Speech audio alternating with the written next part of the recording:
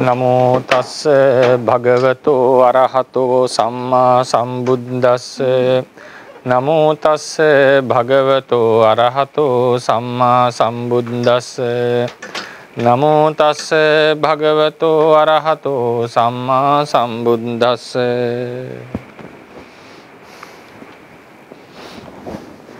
ගෞරවනීය ස්වාමීන් වහන්සේලා වරක් ප්‍රමුඛ මහා සංඝරත්නයේ අවසරයි. අද දවසේදීත් අපි සිත පිළිබඳව, ඒ කියන්නේ චිත්තය පිළිබඳව තියෙන තවත් වැදගත් නිර්වචනයක් කතා කරන්න බලාපොරොත්තු වෙනවා. මේ වෙනකන් අපි සිත සම්බන්ධයෙන් මොනවද ලක්ෂණ රස පච්චුපට්ඨාන පදට්ටහන කතා කරා. ඒකේ පද වශයෙන් චිත්ත කියන පදේ හඳුනාගත්තා. ඊළඟට ගිය සුමානේ අපි මන, මානස, හදය, පණ්ඩර කියන හතරම ගැන කතා කරා. අද කතා කරන්නේ ආයතන, මන ආයතනය කියන එක සම්බන්ධයෙන්. මන ආයතන. ඒක ටිකක් කෙටි වචනයක් ලෙස පෙන්වුණාට ඒකේ මුළු විග්‍රහය මේක අපි ආයතන කතාවේදී දීර්ඝව කතා කරන්න බලාපොරොත්තු වෙනවා. ඇයි ආයතන කියන මාතෘකාව ආවේ, මොකක්ද ඒකේ තියෙන ප්‍රයෝජනය ආදී ලෙසට ඒකේ දාර්ශනික පැත්තෙන් කතා කරන්න බලාපොරොත්තු වෙනවා. අද අපි මන ආයතනය කියන එක විතරක් අවධානය දෙනවා. නමුත් මේ ආයතන කියන පදේ හඳුන්වන්න වෙනවා. මොකද නැත්තම් මන ආයතනය හඳුන්වන්න ක්‍රමයක් නැති නිසා. ඉතින් මේක චක්කායතනය වගේ තැන්වලත් හඳුන්වන්නට තිබුණා. නමුත් මෙතනදී අපි නාම ධර්ම වලට ලොකු අවධානයක් දීම් වශයෙන් මේ කතා කරනවා. මේක චක්ඛායතන, චක්කු ප්‍රසාදයට වගේ රූප වලටත් මේක බලංගුයි කියලා මතක තියාගන්න. මේ කියන නිර්වචනය. ඉතින් අද මාතෘකාව ආයතන කියන එක සම්බන්ධයෙන් විග්‍රහ, ඒ කියන්නේ අභිදානාර්ථ, අභිදේයාර්ථ වශයෙන් කිහිපයක්ම අපි සාකච්ඡා කරන්න බලාපොරොත්තු වෙනවා. ඒකින්ද අද පාඩම දිවෙන්නේ ආයතන කියන මාතෘකාව යටතේ. ඒකේ අභිදානාර්ථ කියන්නේ මොනවද? වචන සකස් වෙච්ච ක්‍රමයට දෙන අර්ථය. ඊට පස්සේ අභිදේයාර්ථ. ඒකේ අනිෂ්පන්න පාටිපදිකයක් ලෙස ඒක කතා කරනවා. අභිදේයාර්ථ. ඊට පස්සේ තවත් නාම ධර්මවල පිහිටීම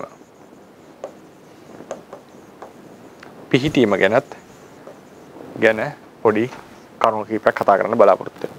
මොකද ඒක අභිදේයාර්ථයක් යටතේ ගන්න ඒක ගැන කතා වෙන නිසා.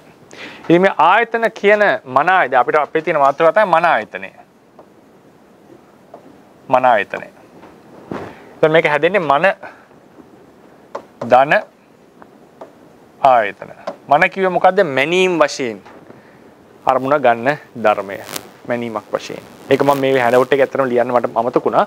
මෙතනදී මන ආයතනය කියන ගන්නකොට ආයතන අර්ථය විතරක් නෙවෙයි, මැනීම් අර්ථය අරමුණක් මනිමින් අරගන්න බවත් අපි එකතු කරන්නට ඕනේ මන ආයතනය කියන පදේ හදනකොට. ඉතින් ඒතකොට මැනීම් අර්ථය තමයි ඇවිල්ලා තියෙන්නේ. මනින්ද්‍රිය, මන ආයතනය, මනෝවිඤ්ඤාණය, මනෝවිඤ්ඤාණ ධාතු කියනකොට චිත්ත කියන පදයට වඩා මන කියන පදේ තමයි වැඩිපුර යොදලා තියෙන්නේ. ඉතින් ඒකට හේතුව මොකක්ද කියලා මට කියන්න තේරෙන්නේ නැහැ. ඇයි මන කියන පදේ ගත්තේ කියලා. ඒ කියන්නේ මැනීම් අර්ථය ගොඩක් ප්‍රබල ලෙස යොදාගෙන තියෙනවා. මනිනවා කියන එකේ අදහස් කරේ මොකද්ද? අරමුණක් අනිත් අරමුණු වෙන්කොට ගන්නකොට ඒ එපමණයි වගේ කියන අදහසකින් ගන්නේ.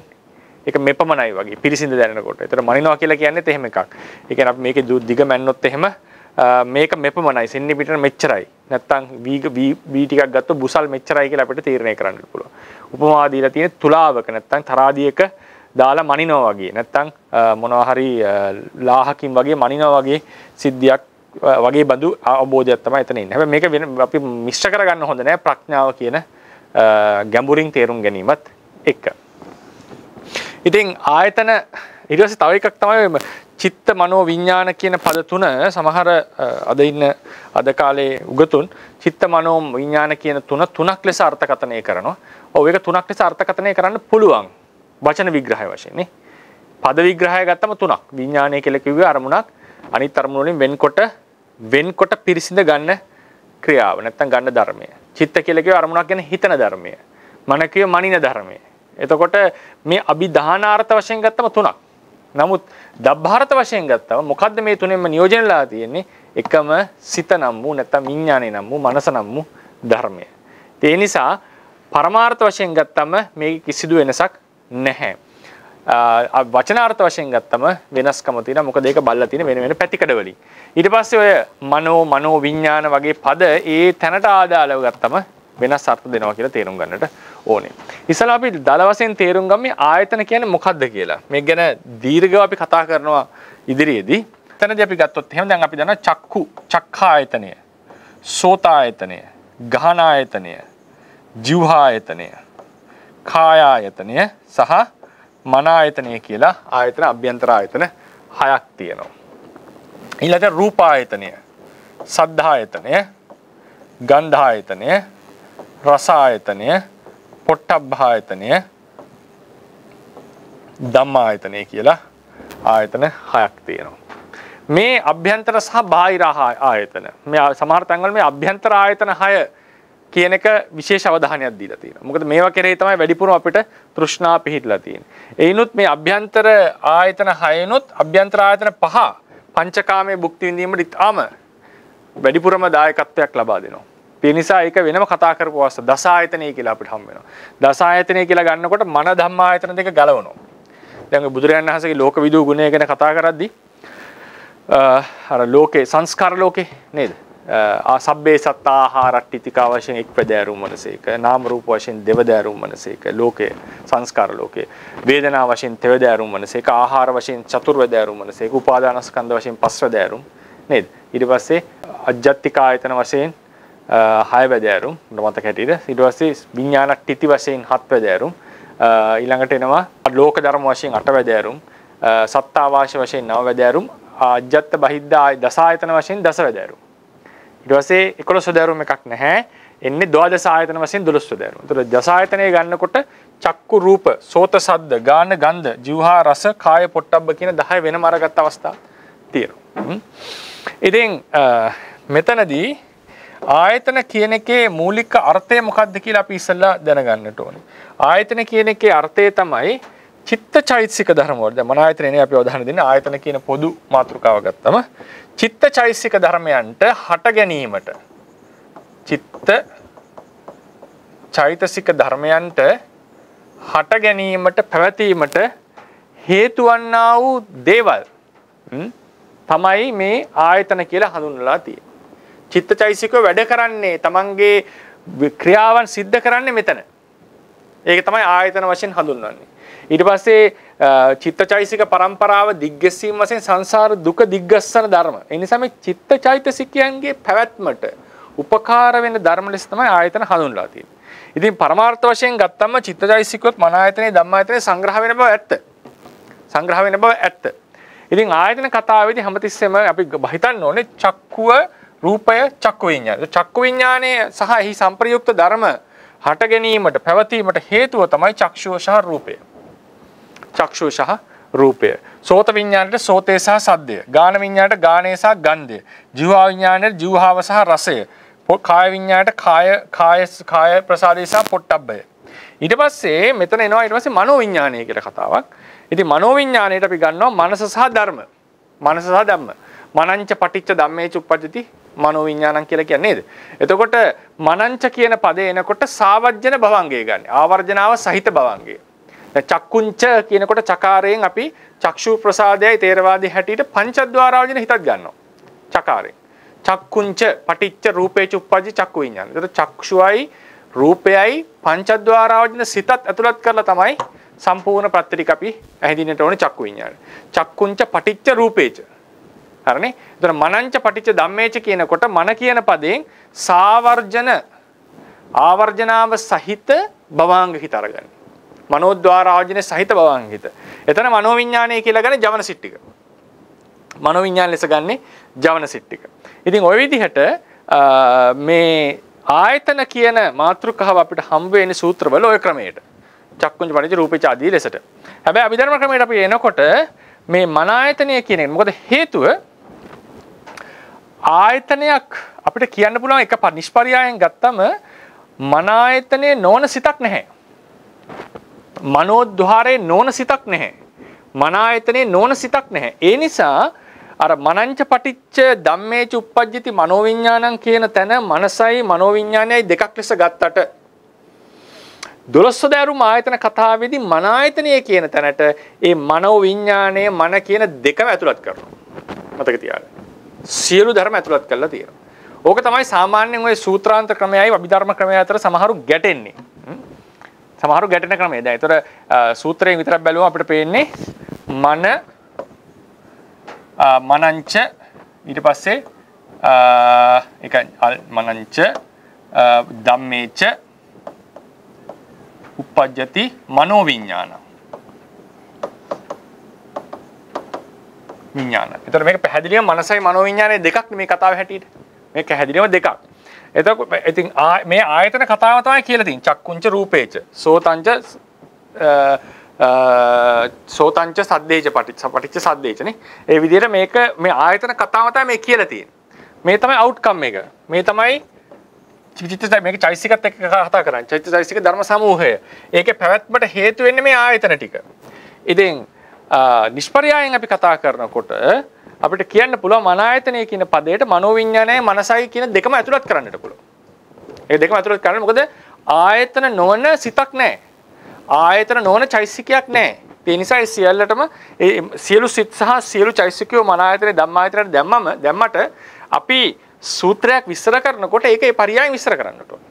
ඒ නිසා අපි සූත්‍රාන්ත ක්‍රමයෙන් විස්තර කරනකොට අභිධර්ම ක්‍රමයෙන් විස්තර කරනකොට ඒ කියන්නේ බුදුරජාණන් වහන්සේගේ ධර්මයේ තියෙන වෙනස එකක් තමයි ඒක ක්‍රම කිහිපයකට විස්තර කරන්නට පුළුවන්. පරියාය දේශනා, නිෂ්පරියාය දේශනා ආදී ලෙසට ක්‍රමවේද තියෙනවා. ඒ නිසා මේක අපි විශේෂයෙන් මතක තියාගන්නට ඕනේ. සූත්‍රයක් එහෙම කතා කරනකොට ආයතන වශයෙන් මේ කරුණ ආයතන කියන කතාව පැන නගින්නෙම චිත්තචෛසිකයන්ගේ පැවැත්මට. චිත්තචෛසිකයන්ගේ දිගින් දිගට පැවැත්මට, හට ගැනීමට, ඒවායේ කෘත්‍යයන් සිද්ධ කිරීමට හේතු බහූත වෙන නැත්නම් උපකාර වෙන තැන් කියන එක තමයි ආයතන කියන එකේ අර්ථය. දැන් ඒතර මේකෙදී දැන් අනිත් රූපායතන ටික ගත්තට පස්සේ මේක විස්තර කරන්න ලේසියි. මොකද රූපයයි චිත්තචෛසිකයි වෙනයිනේ. මන ආයතනයට ආවම මේ විග්‍රහය ටිකක් කරන්න ටිකක් අපහසු වෙනවා. මොකද අපි සියලු සිත් වලට මන ආයතනය කියලා කියනවා. ඒ වගේම ආයතන කතාව එන්නෙම චිත්තචෛසිකයන්ගේ පැවැත්මට උපකාර වෙන නිසා. ඒ කියන්නේ ගොඩක් වෙලාවට ආයතන කියන්නේ විග්‍රහ කරපු ගමන් කෙනෙක්ට හිතෙන්නෙම ආයතන එකක් චිත්තචෛසික තව එකක්. නේද? දැන් අපි කියන්නේ චිත්තචෛසිකයන්ගේ පැවැත්මට උපකාර වෙන දේනේ ආයතන කියලා කිව්වේ. ඒතර ආයතන එකක් චිත්තචෛසික තව එකක් ලෙසනේ හැඟෙන්නේ එතකොට. බැලු බැලමට. ඒ නිසා මේ මන ආයතනය විස්තර කරන්න ගියාම ටිකක් අපහසුතාවයකට පත් වෙනවා. නමුත් ඒක අපි ඒක ක්‍රමානුකූලව විස්තර කරගන්න ඕනේ. ඉතින් මේ ආයතන කියන එක සම්බන්ධයෙන් තියෙන අභිධේයාර්ථ අභිධානාර්ථ සමාවෙන් අභිධානාර්ථ ටික අපි ගත්තම ආයතන පළවෙනි එක තමයි ආයතනතෝ ආයතනතෝ ආයතන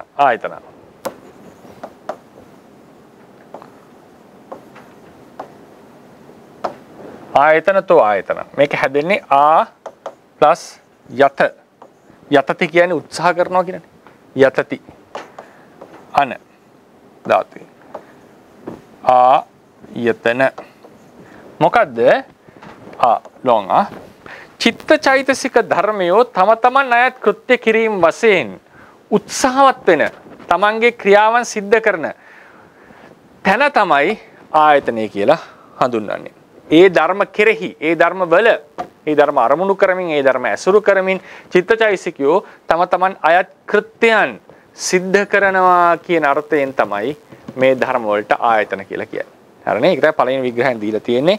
චිත්තචෛසික ධර්ම තම තමන්ගේ කෘත්‍යයන්ගෙන් යම් යම් ධර්මවල උත්සාහ කරයි. ඒ ධර්මය ආයතන නමයි. කෘත්‍යයන් සිද්ධ කිරීම වශයෙන් උත්සාහ කරන ධර්ම වලට ඒවා කොහෙද කරන්නේ? ඒවට ආයතන කියලා කියනවා. එතකොට මේකේ ගත්තම දැන් චිත්තචෛසික ධර්මනේ. දැන් සිත ආයතනයක් වෙන්නේ ප්‍රධාන වශයෙන්ම කොහොමද එතකොට? චෛතසික ධර්ම තම තමන් අයත් කෘත්‍ය සිද්ධ කරන්නේ සිතත් සමග හටගෙන. නේද? දැන් චිත්තචෛසික ධර්මයන් දැන් සිතටම ආයතනයක් වෙන්න බෑනේ. කවදා? නේද?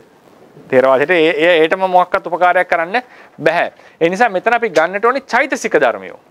චෛතසික ධර්මයෝ තම තමන් අයත් කෘත්‍ය සිද්ධ කරන්නේ සිතත් සමග එකට එකතු වෙලා. ඒ නිසා සිත ආයතනයක් බවට පත් වෙනවා.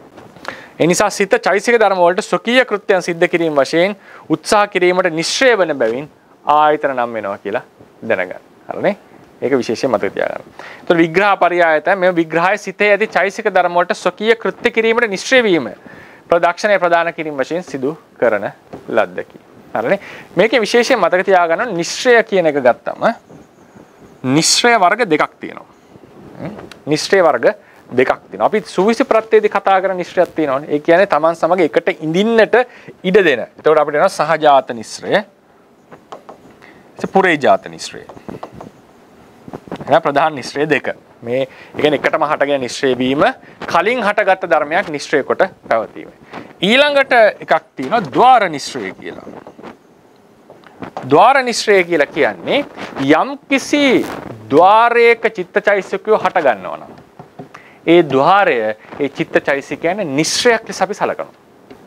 චිත්තචෛතසිකයන්ට නිශ්චයක් ලෙස සලකනවා. මොකද ඒ ద్వාරයක් කියන එකේ තේරුම තමයි ආරම්මණය එක්ක චිත්තචෛතසිකය සම්බන්ධය හදාගත්ත දොර.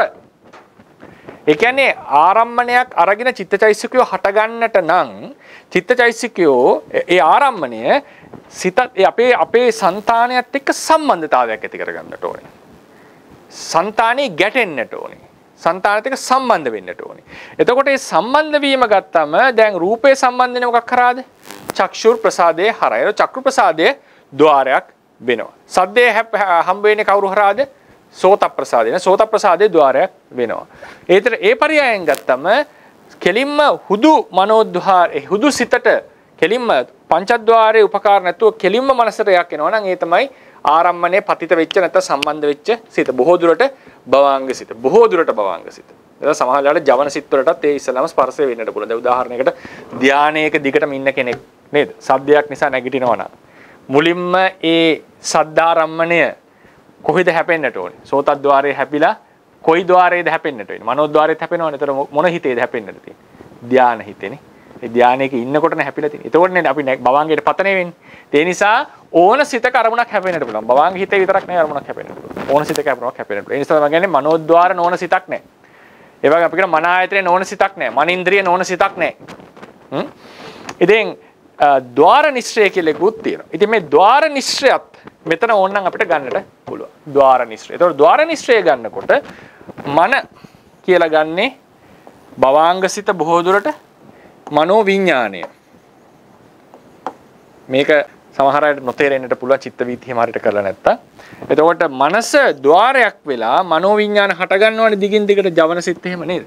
ජවන සිත් ගොඩක් වෙලාවට ආවර්ජනයේ සහිතව තමයි මනස ගන්න අපි. ඒකෝට මනෝ විඥාන දිගින් දිගට හට ගන්නවා.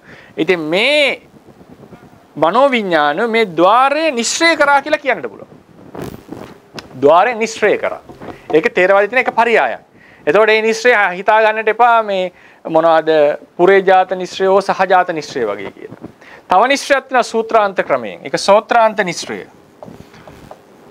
ඒ තමයි උදාහරණයට මේසේ උඩ පෑනක් තිබුණොත් මොකද? මේසේ පෑනට නිශ්චය වෙනවා. ඒක පුරේජාත නිශ්චය. පුරේජාත නිශ්චය ලැබෙන්නේ කායෙන් කාටද? රූපයෙන් නාමයටනේ. පුරේජාත නිශ්චය ලැබෙන්නේ නාමය ඇසුරු කරන රූපයක්. සහජාත නිශ්චය ලැබෙන්නේ නාම නාම රූප නාම රූප ප්‍රතිසන්දි අවස්ථාවේදී නාම රූප වලට. නාම නැත්නම් රූප ගත්තම මොනවද? විශේෂයෙන් මහා භූත වලින් උපාදාය රූප වලට. නැතුව රූප කලාප දෙකක එකිනෙක නිශ්චයක් නැහැ. අභිධර්ම ක්‍රමයේ හැටියට. අභිධර්ම කියන්නේ රූප කලාප දෙකක එකිනෙක නිශ්චයක් නැහැ. ඒ නිසා තමයි නිතර කියන්නේ මේ සූවිසි ප්‍රත්‍යේ සියලු හේතුඵලයේ සම්මා විස්තර කරලා නැහැ. ඒතර සූත්‍රාන්ත නිශ්චයක් තියෙනවා. මහා පෘථිවිය දැන් තේරවාදී හැටියට මහා පෘථිවිය ජලතලය මත. ජලය වාතලය මත. ඊට පස්සේ ඒ පෘථිවිය මත අපි හිතමුකෝ ඇඳ උඩ තමන් ඇලවිලා ඉන්නවා. මේ විදිහට පිළිවෙලින් නිශ්චයක් ගැන කතා කරනවා. මේ නිශ්චය අභිධර්මයේ සූවිසි ප්‍රත්‍ය කතා කරන නිශ්චය. ඒක සූත්‍රාන්ත නිශ්චයක්. දැන් මේ ద్వාර නිශ්චය කියන එක තව එකක්. ద్వාර නිශ්චය කියලා ගන්නේ යම් කිසි ద్వාරයක් ඇසුරු කරගෙන චිත්තචෛතසිකය හට ගන්නවා නම් ඒ සියලු චිත්තචෛතසික දැන් ඒකේ හැටියට දැන් අභිධර්මයට ඉගෙන ගත්ත අය වෙනුවෙන් කියන්නේ දැන් චක්කු ප්‍රසාදයේහි රූපයක් ගැටිලා චිත්ත වීතියක් යනකොට චක්ෂුර් විඥානයේ ප්‍රසාදය ඇසුරු කරන්නේ මොන නිශ්චයක් වශයෙන්ද? පුරේජාත නිශ්චයක් වශයෙන් නේද? මුළු පුරේජාත නිශ්චයක් වශයෙන්. හැබැයි ඒ වීතියේ පහළන සියලු සිත් චක්‍ර ප්‍රසාදේ නිශ්චය කරන මොන නිශ්චයක් වශයෙන්ද? ద్వාර නිශ්චයක් වශයෙන්. ద్వාර නිශ්චයක් වශයෙන්. හරිනේ?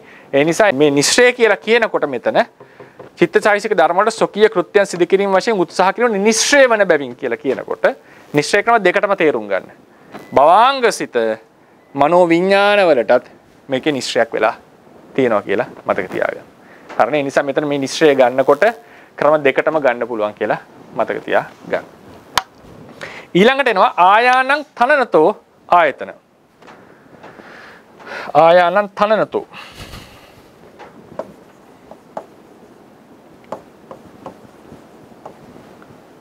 තනනතෝ ආයතන.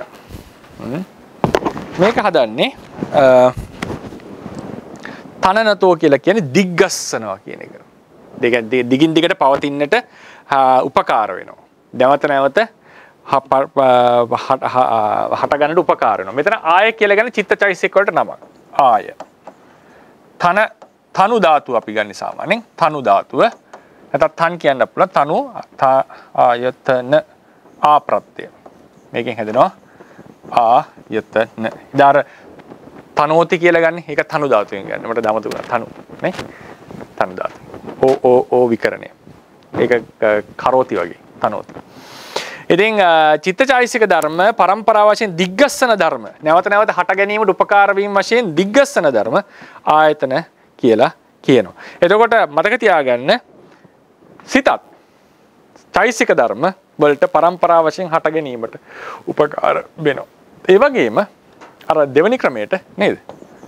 භවාංග සිත් මොනවද? මනෝ විඥාන සහ චෛතසික ධර්ම වලටත් දිගින් දිගට හට ගැනීමට උපකාර වෙනවා. චිත්ත වීති දිග්ගස්සන ඒකත් මේක ගන්නට පුළුවන්. මම දීලා තියෙන චෛතසික ධර්ම ගැන විතරයි. මතක තියාගන්න භවාංග සිත් වලින් අර චිත්ත චෛතසික ධර්මියෝ වීති චිත්ත චෛතසික දිගින් දිගට දිග්ගැසීමත් මේක. ඒ නිසා සිත කියන එක දැන් චක්ෂු සෝත ගාන જીවහා කියන ඒවා චිත්ත චෛතසිකයන් දිගින් දිගට හට ගන්නට උපකාර වීම වශයෙන් ආයතන කියලා කියනවා. ඒක තමයි සූත්‍රාන්තරයෙන් අපි දකින්නේ චක්කුංච පටිච්ච රූපේච උපජ්ජේ චක්කු විඥාන. තින්නම් සංගති පස්සෝ කියලා ඊට කියනවා.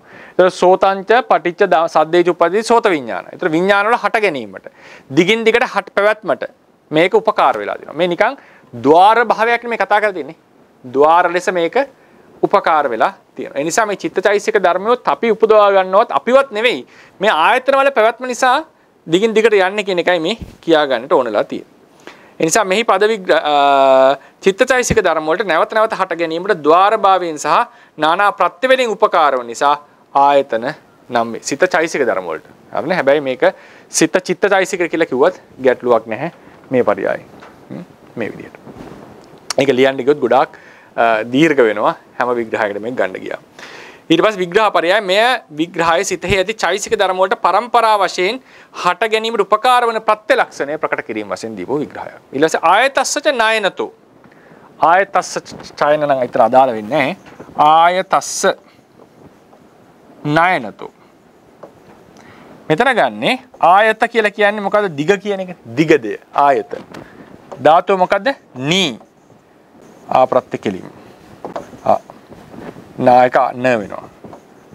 ආයතන. ආයත කියන්නේ සංසාර දුක, පංච උපාදානස්කන්ධ දුක. නී කියන්නේ ණයනේ. ගෙනියනවා. මේ ආයතන ටික චක්ෂුරාදී ධර්මයෝ මේ සංසාර දුක නිර්වාණ අවබෝධය නැත්තම් නිර්වාණ අධිගමයේ දක්වා දිගින් දිගට අරගෙන යනවා. දිගින් දිගට අරගෙන යන්න හේතුවක්. දැන් එහෙම ගත්තම දැන් දිගින් දිගට සසර පැවැත්මට හේතු වෙන ධර්ම කීපයක් තියෙනවා. ඒකත් පළවෙනි එක තෘෂ්ණාව. තෘෂ්ණාවෙන් මොකද්ද කරන්නේ? ඒකට කියන්නේ සසරදී මොකද්ද මරණයෙන් කෙලවර වෙන්නේ නැතුව දිගින් දිගට දිග්ගස්ස කියන එක. ඒ කියන්නේ ආයෝහන නිදාන හතරක් තියෙන චතුරාර්ය සත්‍ය ලක්ෂණ හතරක්. ඒක එකක් තමයි මේ මට මතක නැහැ එකපාරට. සංයෝග පරිබෝධ. ආයෝහන නිදාන සංයෝග පරිබෝධ හතර. එතකොට ඒකේ එකක් තමයි මේ මැරෙනකොට චිත්ත ප්‍රවාහය නතර වෙන්න දෙන්නේ නැතුව දිගටම ඇදගෙන යනවා. මේක කියන්නේ තෘෂ්ණාවයි. ඒ නිසා සසර දිග දිග්ගස්සන ධර්මයක් තමයි තෘෂ්ණාව. සසර දුක දිග්ගස්සන ධර්මයක් තමයි තෘෂ්ණාව. අවිද්‍යාව ඒකට මූලම හේතුවක්. ඊළඟට තව හේතුවක් තමයි කර්මය. ඒ වගේම සතර ආහාරත් ඒක දිග්ගස්සන වෙන හේතුවක්. ඊළඟ ආයතන. මොකද මේ ආයතන වලින් රූප අරමුණු අරගෙන ඒවත් එක්ක සම්බන්ධ වෙලා තමයි මේ චිත්තචෛතසික හටගෙන මේක දිගින් දිගට පවතින්නේ. ඒ නිසා මේ සසර දුක දිග්ගස්තන නිසා චක්ෂුරාදී ධර්මයෝ ආයතන සරඳන. දැන් මේකෙන් බලන්නේ අපිට පේන්නේ මේ දුකට හේතුවක් ලෙස මේ දැකලා තියෙන්නේ. සැපයට හේතුවක් නෙමෙයි. දුකට හේතුවක්. ඒ විදිහටම සිත ගත්තම සිතත් නානා අරමුණු ගැනීම වශයෙන් වේදනාවට ආරම්මන රස විඳීමට උපකාර වීම වශයෙන්ද ආරම්මන රසයේ විඳිනු ලැබූ අරමුණට ඇලීමට තෘෂ්ණාවට උපකාර වීම වශයෙන්ද සංසාර දුක්ඛය දිග්ගසයි. එබැවින් මෙම විග්‍රහය යටතේද සිත ආයතනයක් වේ. අර මේක නිකන් උදාහරණයකට විඥානාහාරය වගේ. විඥානාහාරය වගේ. ඉතින් මේ සිත කියන එකත් වේදනාවට අරමුණු රස විඳින්නට තෘෂ්ණාවට ඒ කෙරෙහි ඇලෙන්නට මේක ඒතර තමයි මේක කර්ම රැස් කරන්නට නේද උපකාර වෙනවා මේ විඥානය කියන එක. ඒ නිසා මේ මනසත් ආයතනයක් බවට පත් වෙනවා. පොදුවේ ගත්තම චක්ෂුසෝත ගාන જીවහා කාය මන රූප සද්ද ගන්ධ රස කියන මේ සියල්ලම හේතු වෙලා තියෙනවා දිග්ගසන්නට.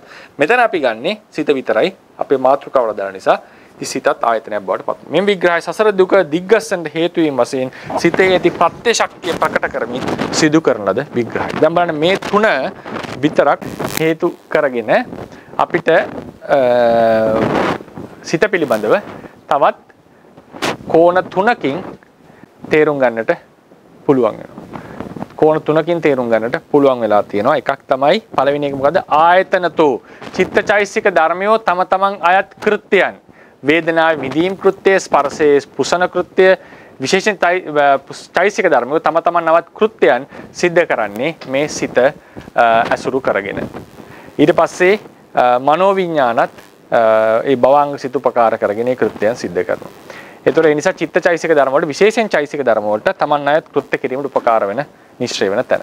ආයානං තනනතෝ චිත්තචෛසික ධර්මය පරම්පරා වශයෙන් දිගින් දිගට පහළ වෙලා දිග්ගස්සනට උපකාර වෙන ධර්මය. ආයතස්සච නායනතෝ සංසාර දුක දිග්ගස්සන නිසා. මේ විදිහට ගත්තම සිත කියන එක තව කෝණ තුනකින් අපිට ආයතනයක් ලෙස හඳුන්වන්න පුළුවන් වෙනවා. ඒතකොට සිත පිළිබඳ තවත් විග්‍රහයක් තමයි කරලා තියෙන්නේ. දැන් මේ බලන්න මේ විදිහට බලනකොට ඒ පරමාර්ථ ධර්මය අපිට කොතරම් පැහැදිලිව ප්‍රකට වෙනවද කියලා. ආයතන පදයේ අනිෂ්පන්න පාටිපදිකයක් ලෙස අර්ථ කිහිපයක දෙක. අනිෂ්පන්න පාටිපදිකයක් කියලා කියන්නේ මේකේ අර්ථ ගන්නට බෑ අපිට පද විග්‍රහයක් ලෙස. ඒක යෙදිලා තියෙනවා. ඒක භාෂා ශාස්ත්‍රවල යෙදිලා තියෙනවා පුළුවන්. ශාසනයේ බුදුරජාණන් වහන්සේ යොදලා තියෙනවා වෙන්නට පුළුවන්. ඒක තමයි ඒකට ඒක අනිෂ්පන්න පාටිපදිකයක් ලෙස අරගන්න. ඒක නිකන් මොනවද? ධාතු ප්‍රත්‍ය වලින් මේ අර්ථය හොයන්නට යන්න එපා කියන එකයි මේ කියන්නේ. ඒ අනුව මන ආයතනයේද විස්තර කළ හැකිය. එතකොට මෙතනදී අපිට හම්බ වෙනවා අනිෂ්පන්නික පාටිපදික අර්ථයෙන් අර්ථ 6ක්. විශේෂයෙන් 5යි අටුවාවේ තියෙන්නේ. නිවාස ස්ථානාර්ථය. නැත්නම් නිවාසට්ඨය, නිවාසඨානට්ඨ කියලා කියන්නේ ඒකට පාලියෙන්. ඊට පස්සේ අපිට සංජාති දේශාර්ථය, ආඛරාර්ථය ඊළඟට මොකද්ද? සමෝසරණාර්ථය,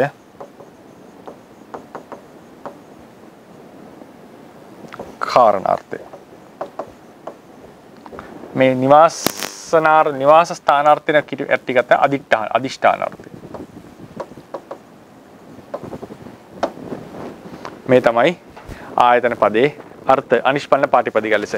නිවාස ස්ථානාර්ථය ගත්තම දැන් සමහර අටුවා කියලා තියෙනවා දැන් මේ ඔය දේවාල තියෙන්නේ. සමහර වාසුදේව, ඊශ්වර ආදීන්ගේ දෙවියන්ගේ වාසස්ථාන ලෙස ඒවා දේවාලය. ඒවට දේවායතනය කියලාත් කියනවා. දේවායතනය. අද නම් ආයතන කියලා කියන්නේ නිකන් කම්පැනියක් කියන වගේ අර්ථයක් නේද? ඒතර මෙතන ගන්නේ වාසස්ථානාර්ථයෙන්. වාසස්ථානාර්ථය. මොනවද?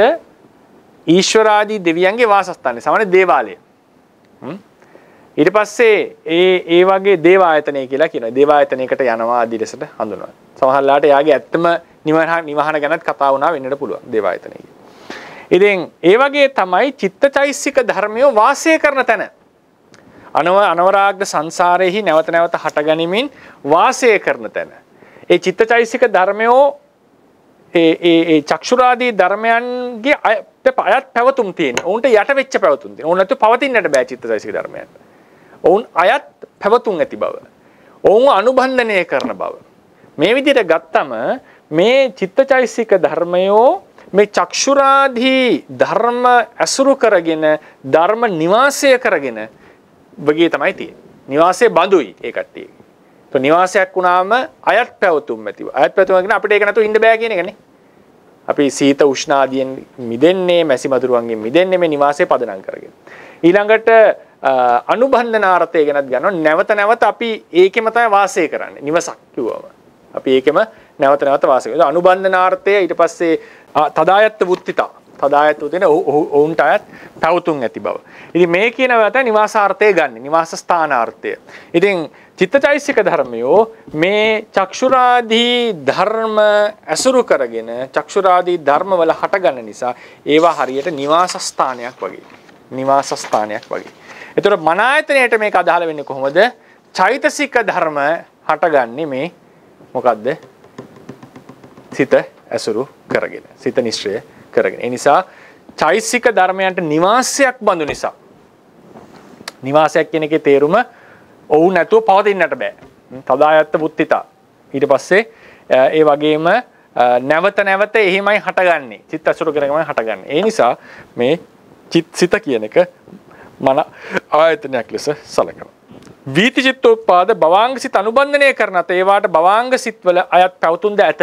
වීති සිත්වල භවාංග සිතෙන් වීති සිතට ලැබෙන බලපෑමත් ගන්න. දැන් මෙතන හැමතිස්සෙම අපි මේ කතා කරනකොට මන ආයතනය ගැන කතා කරනකොට සිත නිසා චෛතසික වලට ඇති වෙච්ච බලපෑම සහ භවාංග සිත නිසා වීති සිත් වලට හා චෛතසික වලට මේ තමයි ආයතන හැඳින ක්‍රමය අපි මන ආයතනය ගන්නකොට මොකද ආයතන කියන කතාවේ ඉන්නවා ඔක ඉස්සලා මුලින්ම කියන්ට බැත්තරම ආයතන කියන කතාව ඇවිල්ලා තියෙන්නේ චිත්තචෛසිකයන්ගේ හට ගැනීමට පැවැත්ම උපකාරණ ධර්ම නේද? එතකොට කොහොමද මොන සිත කොහොමද මන ආයතනයක් උනේ? සිත චෛසිකයන්ට කෙලින්ම උපකාර වෙනවා. භවාංග සිත විශේෂයෙන් නැත්නම් ద్వාරයක් බවට පත්වන සිත නැත්නම් භවාංග හිත වෙන්න පුළුවන් ద్వාරයක් බවට පත්වෙච්ච හිත ඒක නිසා හටගන්න වීති චිත්ත චෛසික වලට උපකාර වෙනවා. මේක තමයි මේ මන ආයතනයේ තෝරන ක්‍රම දෙක.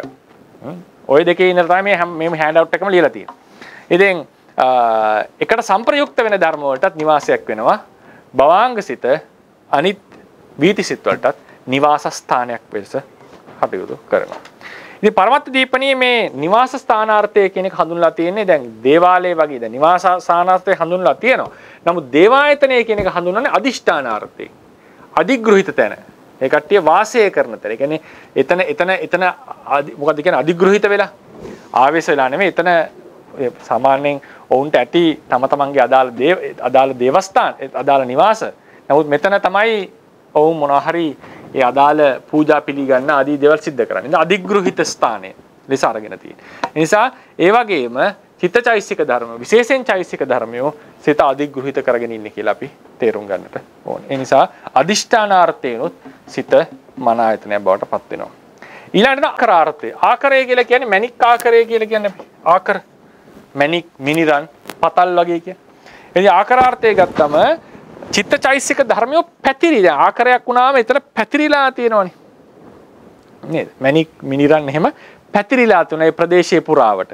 ඒ වගේ තමයි චිත්තචෛසික ධර්ම පැතිරී පවතින ස්ථානය හෝ නැත්නම් පතුරවා තබන ලදමින් පවතින තැන. මේ අර්ථ දෙකම ඇවිල්ලා තියෙනවා. පතුයි පැතිරිලා තියෙන තැන ආකින්න ඒ කියන්නේ ඒක හොඳට බහුල වශයෙන් පවතින තැන නැත්නම් ආකිරිත්වා ටපිතා. ඒක පතුරවල තියනවා වගේ තියෙන තැන. ඒතර මේ චක්ෂුරාදී ධර්ම ආයතනයක් වෙනවා. මේ ආකාරාර්ථයයි. චෛතසික ධර්ම හටගන්නේ සිත සමග. ඒවා සහජාතාදී ප්‍රත්‍යක්ෂ සිත සමග බැඳී පවතී. එබැවින් සිත චෛතසික ධර්ම පතුරවා තබන ලද ආකාරයක් බඳුය. චෛතසිකයෝ සිත කියන එක චෛතසිකයෝ පැතිරිලා තියෙන ආකාරයක් බඳුයි. ඒක නිකන් උපමාවක් මේ අරන් තියෙන්නේ. හරිනේ? ඒ නිසා ආකාරාර්ථයනොත් සිත ආයතනයක් වෙනවා. ඊළඟට සංජාති දේශාර්ථය. සංජාති දේශාර්ථය කියලා කියන්නේ හටගන්න ප්‍රදේශය. හටගන්න ප්‍රදේශය. ඉස්සර කාලේ සාමාන්‍යයෙන් අස්සු හට ගන්නවා කියනවා කම්බෝජියා. මම දන්නේ කම්බෝජියනේ. අද තියෙන කම්බෝඩියා වෙන්න ඇති. හරි කම්බෝජිය. අස්සානං ආයතන. මම වෙන තැනක් දන්නේ. අස්ස ආයතනයක් කියලා කියන්නේ අස්සු හට ගන්න. හොඳ අශ්වය උපදිනවලු ඒ පැතිවල. ඉතින් ඒ නිසා යම් කිසි ධර්මයක් චිත්තචෛසික ධර්ම හටගන්න ප්‍රදේශ වලටත් කියනවා ආයතන කියලා. එතකොට චිත්තචෛතසික හටගන්නේ කොහෙද? චක්ෂුරාදී ධර්මවල විශේෂයෙන්. ඒවට ආයතන කියන නම යෙදිලා තියෙනවා. ස්පර්ශයේ වේදනාව සංඥාව යනාදී ධර්ම එහි හටගන්නේ නිසා විඥානයත් මේ අර්ථයෙන් සංජාති දේශාර්ථයෙන් ආකාරයක් වෙනවා. චෛතසික ධර්ම සිත ඇසුරු කරගෙන හටගන්න නිසා. ඊට පස්සේ යම් යම් ධර්ම වලට හටගෙන උපකාර වන දෙන කාරණය සති ආයතනය කියලා තියෙන්නේ නේද? බුදුරජාණන් දේශනා සති ආයතනය. එතන ආයතන කියන අර්ථයේ තේරුම තමයි කාරණය කියන එක. නැත්නම් ආයතනයක් කියන එක නෙවෙයි මේ අපි ගන්න මන වගේ ආයතනයක් කාරණාව කියන එක. ඉතින් සිත කියන එක මේ චෛතසික ධර්ම වලට නානා ප්‍රත්‍ය වලින් උපකාරව සහජාත අඤ්ඤමඤ්ඤාදී ලෙසට. එතන සිත නැතු චෛතසික ධර්මයට හට ගන්නට බෑ. ඒ වගේම භවාංග සිත කියන එකත් වීති සිත් වලට නානා ක්‍රම වලට ප්‍රත්‍ය වෙලා තියෙනවා. ඒ නිසා මේ නාම ධර්ම මේ චිත්ත කියන එක චිත්ත චෛතසික ධර්මයන්ට කාරණයක් වෙලා තියෙනවා. කාරණය කියන්නේ ආයතනයට නමක්. ඒ නිසා සිත කියන එක ආයතනයක් වෙනවා. කාරණාර්ථය. අපේ තේරවාදයේ හිට කාරණාර්ථය සලකන්න ඕනේ. කාරණේ සලකන ක්‍රම දෙකක් තියෙනවානේ. කාරණේ සලකන්න පුළුවන් ක්‍රම දෙකක් තියෙනවා. ඒ ඇතිකල්හි බීවේ. ඒ ඇතිකල්හි බීවේ කියන එකක්. ඊළඟට ඒ නැතිකල්හි බී නොවේ කියන දෙක. එතකොට විශේෂයෙන්ම අටුවා ටීකාවල කියන්නේ කාරණය කියන ලක්ෂණය අපි ප්‍රකට කරගන්නේ මේකෙන් කියලා කියනවා. කාරණ ලක්ෂණය ප්‍රකට ව්‍යතිරේකයෙන්. මොකද්ද? නැතිකල්හි නොවේ.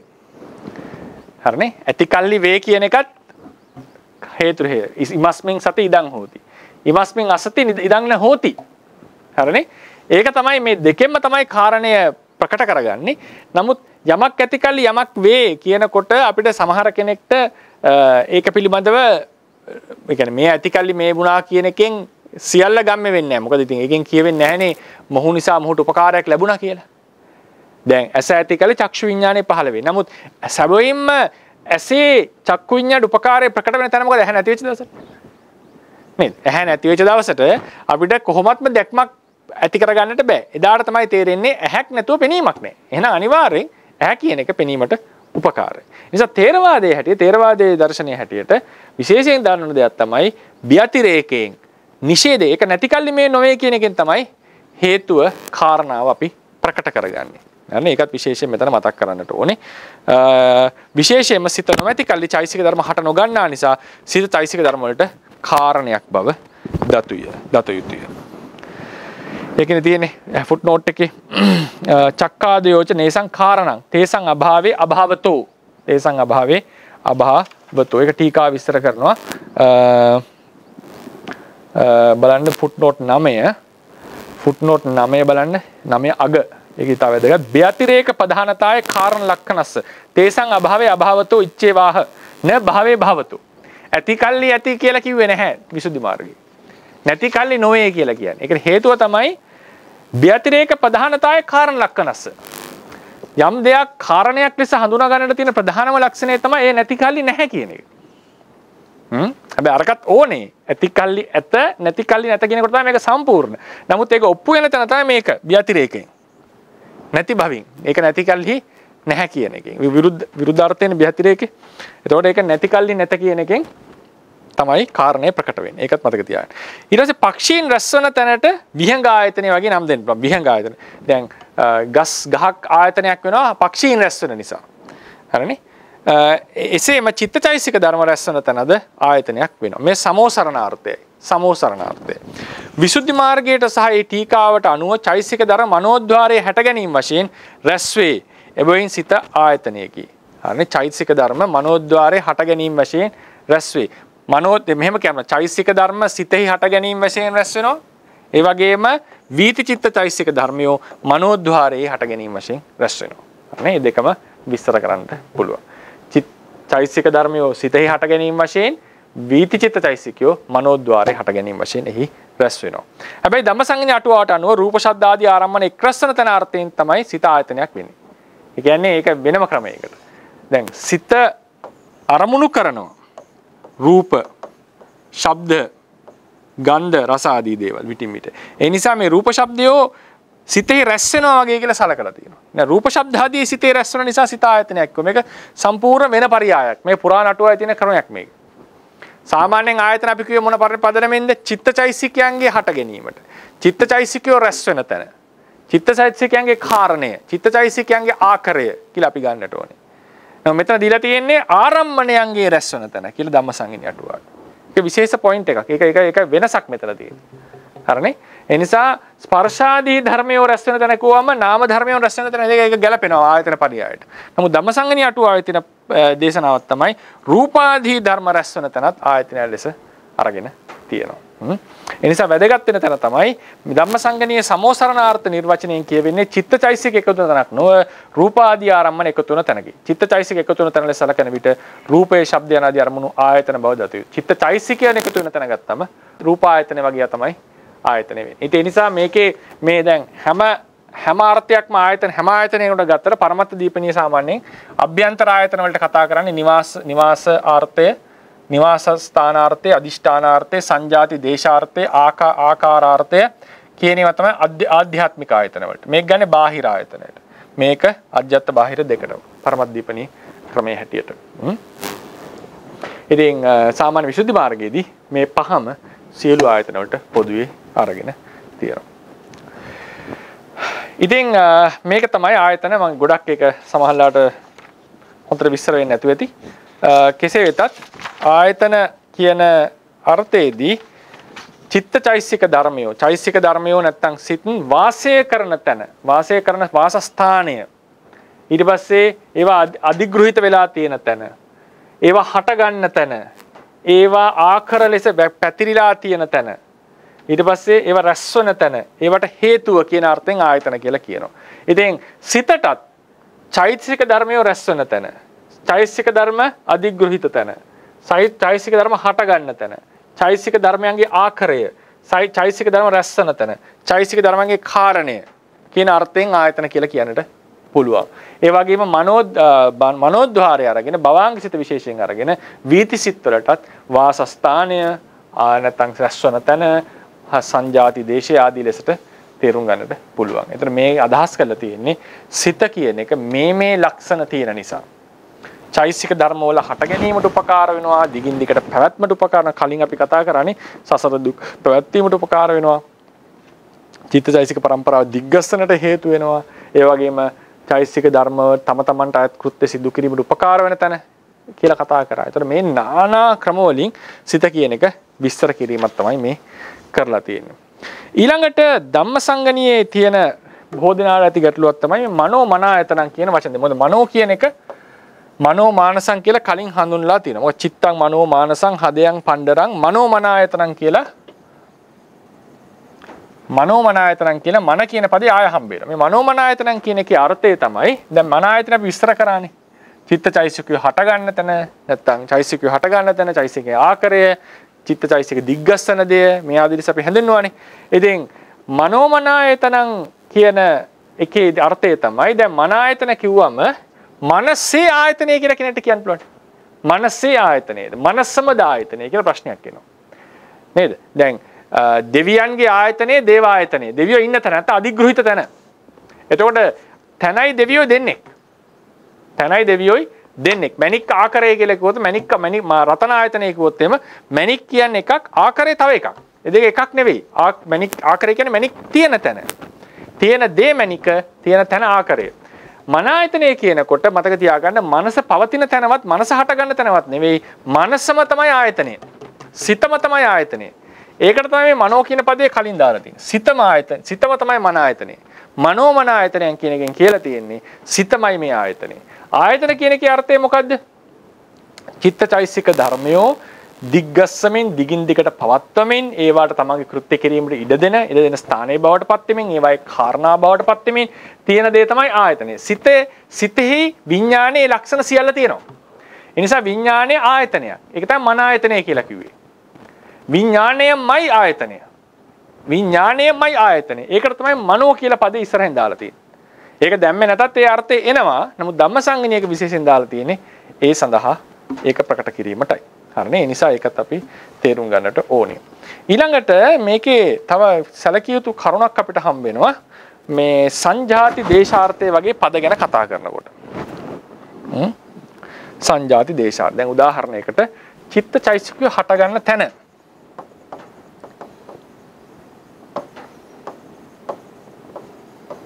දැන් මේක අපි එක තැනක් කතා කරා. මොකද ඩුවලිසම් වලදී අපි කතා කරා චිත්තචෛතසිකයන්ගේ ලොකේෂන් එකක් තියෙනවා කියලා නේ. අපි කිව්වා අනිවාර්යෙන් පැහැදිලිවම චිත්තචෛතසිකයෝ අවකාශය අනුව විස්තර කළ යුතුයි කියන තැන අපි මොකද හේතුව තර්ක ගෙන දෙකක් ගෙනවා. මොකද්ද මේ ප්‍රසාද රූප කීපයක් තියෙනවා නම් මේ අසවල් ප්‍රසාද රූපයේ සිත තියෙනවා මේකේ නැහැ කියන කතාවෙන්ම ගම්ම වෙනවා සිත මේ වගේ තැනක තියෙන්නට අවශ්‍යයි කියන එක. ඊළඟට අරූප ලෝකයේහි තියෙන සිත අරූප ලෝකයේහි දැන් මේ ආකාසානංචායතනය නම් මේ විඥානංචායතනය. ඒතර මේ දෙක අතර කොහේ හරි ප්‍රදේශයක මෙයා තිබිය යුතුයි නේද? ඒතර ඒක අනිවාර්යෙන් ලොකේෂන් වයිස් සිත විස්තර කළ යුතුයි කියන එක පැහැදිලි වෙනවා. දැන් මෙතන තවත් ඒ පිළිබඳව එන තොරතුරක් තමයි මම කියවන්නම් 4.3.8 මෙහිදී සැලකිය යුතු තවත් වැදගත් කරුණක් නැත. එනම් චිත්තචෛතසිකයන් හටගන්නා ප්‍රදේශ ආයතන වේයයි දක්වා ඇති විග්‍රහයයි. විසුද්ධි මාර්ග ටීකාව සඳහන් කරන පරිදි චක්ෂුරාදී ඉන්ද්‍රියවල චිත්තචෛතසික හටගන්නේයි පැවසුවද එසේ පැවසුවද චිත්තචෛතසික හටගන්නා ප්‍රදේශයක් සැබවීම නැත. මේ තමයි තේරවාදයේ ටීකාවේ අදහස විසුද්ධි මාර්ග. එහෙම හටගන්න තැනක් නැහැ. ඒට අනුව චක්ෂුර විඤ්ඤාණයදී හට ගැනීමට උපකාර වන චක්ෂුරාදී ධර්ම නාම ධර්ම වල උපස්ථිතානස සලකනවා මිසක් සබහිම් අරූපී වූ නාම ධර්ම වල හටගන්නා ප්‍රදේශයක් තැනක් නොමැත. මේ කියන්නේ හැම හටගන්න තැනක් ප්‍රදේශයක් දක්වන්නට බෑ කියන එක. ඒකෙන් මේ අදහස් වෙන්නේ මට තේරෙන හැටියට මේක අර ඉඩක් ගන්න බවක් නෑ මේකේ. නාම ධර්මයේ එක්ස්ටෙන්ඩඩ් නැහැ කියන එක තමයි මේ කියන්නට හදන්නේ. ඒක ඉඩක් ගන්න දෙයක් නෙවෙයි. චක්ෂුරාදී ධර්ම චිත්තචෛතසිකයන්ට ඒ ප්‍රත්‍යයන්ගෙන් උපකාර වීමම ඒවා චිත්තචෛතසිකය හට ගන්නා ප්‍රදේශ සැලකීමට හේතු වේ. එතකොට ඒකට ගොඩාක් කිට්ටු වෙන්නේ අර ඩෙකාඩ්ගේ කතාවට නේද? එයා කියන්නේ ඉඩක් ගන්න දෙයක් නෙවෙයි, අහවල් තැන පිහිටලා තියෙන දෙයක් නෙවෙයි. ඒක වෙනමම ධර්මතාවයක්.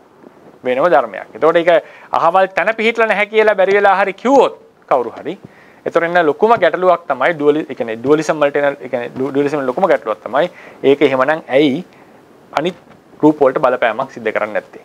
ඒක අනිත් රූප වලට බලපෑමක් කරන්නේ නැත්තේ කියන ප්‍රශ්නය. එතකොට තේරවාදයේ තව තැන්වල එනවා සිත කෙසඟක්වත් හට ගන්න තැනින් එහෙට මෙහෙට යන්නේ නැහැ කියන වාක්‍ය කියලා දෙනවා. දූරං ගමන් ඒක චරං අසරීරං ගුහාසංඛ්‍ය. ඊට සිත මේ රූපක ඇසුරු කරගෙන පවතින්නේ කියලා අපි කියනවා. ඒ නිසා මේ රූපකය නිශ්චය කරගන්න බව කියන එක තේරවාදයේ තියෙන මූලික සිද්ධාන්තයක්. නිශ්චය කරගන්න බව. එතකොට මේක ඇසුරු කරගෙන පවතිනවා. නමුත් මේක අසවල් තැන තියෙන්නේ කියලා පෙන්වන්නට පුළුවන් බැරි කමක් තමයි මෙතන කතා කරන්නේ. මේක අසවල් තැන තියෙන්නේ කියලා පෙන්වන්නට බැරි කමක්. ඒක නැතුව අපි පැහැදිලිවම කියනවා ඒක මේ ධර්මයේ ඒකට උපකාර වුණේ නැහැ. මේ වස්තු රූපයකට උපකාර වුණේ නැහැ කියලා අපි කියනකොටම හරිනේ උඩේක උපකාර වුණෙත් නැහැ. ඒතර කියනකොට අපිට තේරෙනවා මේ ඇසුරු කරගෙන තමයි සිත තියෙන්නේ. මේ ඇසුරු කරගෙන තමයි සිත තියෙන්නේ. ඉතින් වස්තු රූපේ ඇසුරු කරනකොට අපිට ඊළඟට නැත්තම් කියන්නේ දර තමයි මේක මොනවා හරි අරූපීමේ ධර්මයක් අරමුණ දැනගන්න හුදු රූපය ඇසුරු කරන රූපේ ප්‍රත්‍ය ලැබෙන මොකක්වත් අහවල් තැන තියෙන්නේ කියලා ප්‍රකාශ කර නොහැකි දෙයක් ලෙස කෙනෙක්ට අර්ථයක් ගේන්නට පුළුවන් මේ වාක්‍ය අනුසාරයෙන්. ඒතකොට ඒක ප්‍රශ්නයක් වෙනවා මොන වගේ දෙයක්ද මේ? මොනවා මේ තැනක් ලොකේට් වෙලා නැත්නම් මේක කවරක්ද කියන ගැටලුව අපිට මතුවෙනවා. කෙසේ චක්ෂුර මේකේ හටියට තමයි තිටිකා විස්තරේ චක්ෂුරාදී ධර්ම චිත්තචෛතසිකයන්ට ඒ ප්‍රත්‍යයන්කින් උපකාර වීමම ඒවා චිත්තචෛතසිකයන් හට ගන්නා ප්‍රදේශවල සැලකීමට හේතු. ඒතර කෙනෙක් අහනවා චිත්තචෛතසිකය නැද්ද? නැහැ. චිත්තචෛතසිකය තියෙනවා. ඇසුරු කරන්නේ කොහෙද? ඇසුරු කරන්නේ මේ රූප ටික. ඒතර අපිට කියන්න එක විදිහකට කියන්න මේක වස්තු රූපය ඇසුරු කරනවා නම් මෙතන තියෙන්නේ කියලා අපිට එක විදිහකට කියන්න සිද්ධ වෙනවා. නමුත් මේකේ ටීකාව අදහස් කරන දේ තමයි එහෙම අහවල් තැන තියෙන්නේ කියලා කියනවට වඩා මේන් ප්‍රත්‍ය ලැබනවා. මේන් ප්‍රත්‍ය ලැබනවා කියන එකයි කියන්නේ. දැන් උදාහරණයකට දැන් රේරුකාණේ ස්වාමීන් වහන්සේලා එහෙම විස්තර කරන්නේ දැන් උදාහරණයකට ගත්තොත් එහෙම විතර්කයේ එහෙම චක්ෂුරු විඤ්ඤාණයට අවශ්‍ය නැති වෙන්න හේතුව මතකද? විස්තර කරන්නේ මොකද? චක්ෂුර් ප්‍රසාදේහි අරමුණ දැන් ගැටිලා තියෙන්නේ. චක්ෂුර් ප්‍රසාදේහි දැන් මේක චක්ෂුර් ප්‍රසාදේන අරමුණ චක්ෂුර් ප්‍රසාදේහි ගැටලා තියෙන්නේ. ඒතකොට තමන් වෙත චක්ෂු විඤ්ඤාණය හටගන්නෙත් ප්‍රසාදේහි. තමන් වෙත පැමිණි අරමුණක් අරමුණු කරන්න 아무තු විතරකයක් ඕනේ නැහැ. නේද? ඒතර මේ වලින් ගම්ම වෙන දේ තමයි මේ චක්ෂු ප්‍රසාදයේ ඇසුරු කරන් තමයි චක්ෂු විඥානේ තියෙන්නේ. ඒක පැහැදිලි වෙනවා ගොඩාක්ම මේ අරූප ලෝකේ කතාව. ඉතින් මොකද කිසිදු රූපයක් ඇසුරු කරන්නේ නැති නිසා. ඒතර අරූප ලෝකයේහි විඥානයේ තියෙන තැනක් කියන්න බැරිද කියලා ඇහුවොත් ප්‍රශ්නයක්. ඒතර අපිට පැහැදිලිවම අරූප ලෝකේ සීමාමයින් දක්වනවා නම් ඒක මේ ඇසුරු කරන් තියෙන්නේ කියලා කියන්න වෙනවනේ අපිට. ඒ නිසා මේ සිත යම්කිසි භූමියක් යම්කිසි වස්තුවක් ඇසුරු කරනවා කියන කතාවට තොරතුරු තියෙනවන තරම්. ඒතර මේ කියන්නේ මෙහෙම අහවල් තැන හට ගන්නවා කියලා භෞතිකම කියන්නට බෑ. සමහරට මේක භෞතික වස්තුවක් නොවන නිසා මේ ප්‍රකාශනය කරා වෙන්නට පුළුවන්. මේ ප්‍රකාශනය කරා වෙන්නට පුළුවන්. ඊට පස්සේ ටීකාව විස්තර කරනවා තවද ඒක තවත් මේ මොනවද සම්භාවනාවට ලක් කරලා තියෙනවා. ඒ වාක්‍යය සම්භාවනාව ගන්නෙ මොකද්ද? තවද රූප ධර්ම වලද තමන් අනෙක් ධර්ම වලට ඒ ප්‍රත්‍යයෙන් උපකාර වෙනවා මිස තවත් දෙයකට ආධාර වෙන බවක් හෙවත් තවත් දෙයකට වස්තු වෙන බවක් නැත. රූප ධර්ම වලත් මේවා එකිනෙකට ආධාර වෙන බව කියලා එකක් නැහැ. එමෙන්ම රූප වලද ආධේය බවක් හෙවත් ආධාරයන් මත පිහිටන බවකුත් නැහැ. ඒ කියන්නේ රූපයක් වෙන කෙනෙක්ට ආධාර වෙන බවක්වත් වෙන කෙනෙක් මත පිහිටන බවක්වත් නැහැ. මේකට හේතුව බොහෝ දුරට වෙන්නට ඕනේ මේ ගති ස්වභාවන රූප වලට තියෙන. දැන් රූප කලාපයක් ඇතුළේ ගත්තම ගති ස්වභාව තියෙන. ආධාර ආධේය භාවය කියලා කියන අත උඩ පෑනක් තියෙන වගේ කතාවක් මේ කතා කරන්නේ. ඒතර මේ වගේ ආධාර ආදී දැන් සංජාති දේශයේ ගත්තම නැත්තම් ආකාරාර්ථය වගේක් ගත්තම සංජාති දේශය ගත්තම මෙතන හට බිම්මලක් පොළවෙන් හට ගන්නවා. ඒතර පැහැදිලිවම බිම්මලේ ලොකේෂන් එක පොළවේ ලොකේෂන් එක අපිට වෙන් කරලා පෙන්වන්නට පුළුවන්. ඒතර ඒ වගේ ආධාර ආධේය භාවයක් රූපයට නැහැ. මොකද හේතුව ගති ස්වභාව ටික. ගති ස්වභාව ටිකක් තියෙනකොට පටවිය මත අණුව තියෙනවා ආපෝ මත අනිත් එක තියෙනවා කියලා එහෙම ගතියක් නැහැ. ඒවා එකිනෙකට මිශ්‍ර වෙලා පවතින එකිනෙක ඇසුරු කරමින් පවතින්නේ. හැබැයි අපිට මතක තියාගන්න ඕන දෙයක් තමයි කලාප මට්ටමට එනකොට. කලාප මට්ටමට එනකොට පැහැදිලිවම කලාපයෝ එකිනෙක ඇසුරු කරමින් පවතිනවා. ඒක පරමාර්ථ වශයෙන් තියෙන දෙයක් නෙවෙයි. ඒ නිසා රූප එකිනෙක ආධාර කරගෙන පවතිනවා කියන එක ඊතරම් සාර්ථක නෑ. මොකද රූප කියන්නේ ගති ස්වභාව ටික. ගති ස්වභාව ටික. රූපවල ආධාර ආධේය භාවය. ආධාරය කියන්නේ අත ආධේය කියලා කියන්නේ තියෙන එක. උදාහරණ පෑන. මේ වගේ ලක්ෂණයක් රූපවල නෑ. රූපත් ගති ස්වභාවයට එකිනෙකට මිශ්‍ර වෙලා පවතින. එකිනෙකට පත්‍ය වෙමින් පවතින්නේ. ඉතින් මේ හැබැයි ඒව එකතු වෙලා නිර්මාණ කර පෙනී සිටින කලාප ගත්තම ඒවා පැහැදිලිවම අපිට තේරෙන දෙයක් තමයි එකිනෙක ඇසුරු කරගෙන පවතිනවා කියන එක. ඉතින් ඒ නිසා එතනත් අපි විශේෂයෙන් මතක තියාගන්න ඕන රූපත් වෙනම ගති ස්වභාව ලෙස ගත්තම ආධාර ආධේය භාවය නැහැ. ඉතින් චිත්තචෛතසික ධර්මය හට ගන්න තැනක් නැහැ කියන කතාවෙදිත් ඒක ද්‍රව්‍යයක් නොවන නිසා ඒක අර එක්ස්ටෙන්ඩඩ් දෙයක් නොවන නිසා වෙන්නට ඕනේ මේක ඇසුරු කරන් තියනවා කියලා කතා කරන්නේ නැත්තේ. හැබැයි ඒක අරූපී ගති ස්වභාවයක් ධර්මයක් ලෙස විද්‍යමානයි. එයා ඇසුරු කරන්නේ වස්තු රූපය කියන එක අපිට පැහැදිලි. මොකද මේ වස්තු රූපය ඇසුරු කරන බව සහ මේ රූපකය ඇතුලේ මෙයා මේ රූපකය ඇසුරු කරන් පවතින බව කියන එක අපිට ඕන තරම් තොරතුරු වශයෙන් කතා කරන්නට පුළුවන්. ඒ නිසා ඒකත් විශේෂයෙන් දාර්ශනික මාතෘකාවක්. අපි කලිනුත් කතා කරපු නිසා මම මේ මාතෘකාව මෙතනදී විශේෂයෙන් ගන්නට යෙදුණා. ඒ නිසා අද දවසේ පාඩම අපි අවසන් කරනවා. අද දවසේදී ගොඩාක් මේ නිර්වචන තමයි ලබා දුන්නේ. සිත කියන එක අවසන් කරොත් එහෙම ආයතනතෝ ආයතන චිත්තචෛතසික ධර්ම තම තමන් කෘත්‍යයන්ගෙන් යම් ධර්ම වල උත්සාහ කරයි. ඒ ධර්ම ආයතන වෙනවා. ඒ කියන්නේ චෛතසික ධර්මිය ක්‍රියාත්මක වෙනවා. සිත ඇසුරු කරන නිසා සිත ආයතනයක්. ආයානං තනනතෝ ආයතනං චිත්තචෛතසික ධර්ම වලට නැවත නැවත හට ගැනීමට උපකාර වීම වශයෙන් පරම්පරාව දිග්ගස්සන ධර්ම ආයතන වෙනවා. සිත හැම ධර්මයක්. ඊට පස්සේ ආයතස්සත නායනතෝ අත දීර්ඝ වූ සංසාර දුක්ඛය නිර්වාණාදිගමේ තෙක් රූප නාම රූප දෙකම දිග්ගස්සනට හේතු වෙනවා මේ සිත කියන එක. ඊට පස්සේ අනිෂ්පන්න පාටිපදික අර්ථ ගත්තම නිවාසන ස්ථානාර්ථය කියන්නේ චිත්තචෛතසික ධර්මයෝ පවතින තැන විශේෂයෙන් චෛතසික ධර්මයෝ සහ පවතින චිත්තචෛතසික දෙකම ගන්නට පුළුවන් පරියායෙන් අසිත ඒ වගේ ස්ථානයක් වෙනවා. අදිෂ්ඨානාර්ථය ගත්තම අධිග්‍රහිත තැන ලෙස ගන්නත් පුළුවන් චිත්තචෛතසික ධර්මයන්ට. ආකාරාර්ථය ගත්තම මේ චිත්තචෛතසික ධර්මයන්ට විශේෂයෙන්ම චෛතසික ධර්මයන්ට ආකාරයක් සලකන්නට පුළුවන්. ඊළඟට චෛතසික ධර්මයෝ හට ගන්න තැන ලෙස මේක ගන්නට පුළුවන්. නැත්තම් වීතිසිත එහෙම හට ගන්න තැන ලෙස භවංගේ සලකන්නට පුළුවන්. ඒ වගේම චිත්තචෛතසික ධර්ම වලට විශේෂයෙන් චෛතසික ධර්ම වලට හට ගැනීමට ස්ථාන වෙනවා සිත කියන එක. භවාංග සිත කියන එක මනෝ බීති සිත් වල හට ගැනීමට ස්ථානයක් වෙනවා. ඒ වගේම චෛසික ධර්මයේ රැස් වෙන තැන ලෙස අර්ථයෙන් ආයතන ලෙස හඳුන්වන්නට පුළුවන්. හැබැයි ධම්ම සංඥාටුව හැටියට රූප සද්ද ආදී ආරම්මණය එක් රැස් වෙන තැන ආයතනයේ ලෙස සිත නිසා සිතට ආයතනය කියලා තියෙනවා. ඉතින්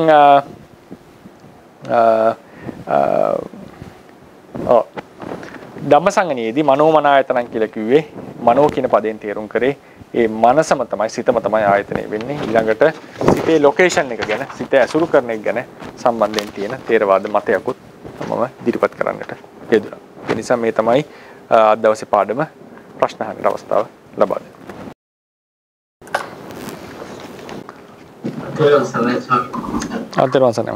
සාමාන්‍යස කෙටියෙන් ප්‍රශ්න දෙකක් තියෙනවා. එකක් තමයි සාමාන්‍යස අර මේ දැන් සිත් ඇති වෙන ස්ථානයක් හරියටම කියන්න බෑ කියනවා මේ ටීකාවේ අර්ථකථනය ගත්තොත්.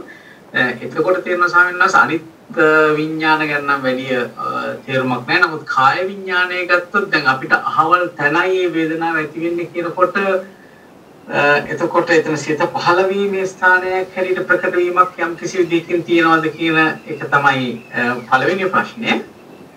දෙවෙනි ප්‍රශ්නේ තමයි ස්වාමීන් වහන්සේ මේ ආයතන කියන වචනේ ඔබ වහන්සේ ලස්සනට විස්තර කරලා දුන්නා අපිට. එතකොට මේ ඔය මේ අපි ගත්තොත් එහෙම අරූපාවචරයේ ඒ සියලුම භූමි ආයතන කියලා නම් කිරීමටත් විශේෂ හේතුවක් තියෙනවද කියන එකත් පොඩ්ඩක් පැහැදිලි කරලා දෙන්න පුළුවන් නම් ස්වාමීන් වහන්සේ. පෙරවන් සර්ණයි.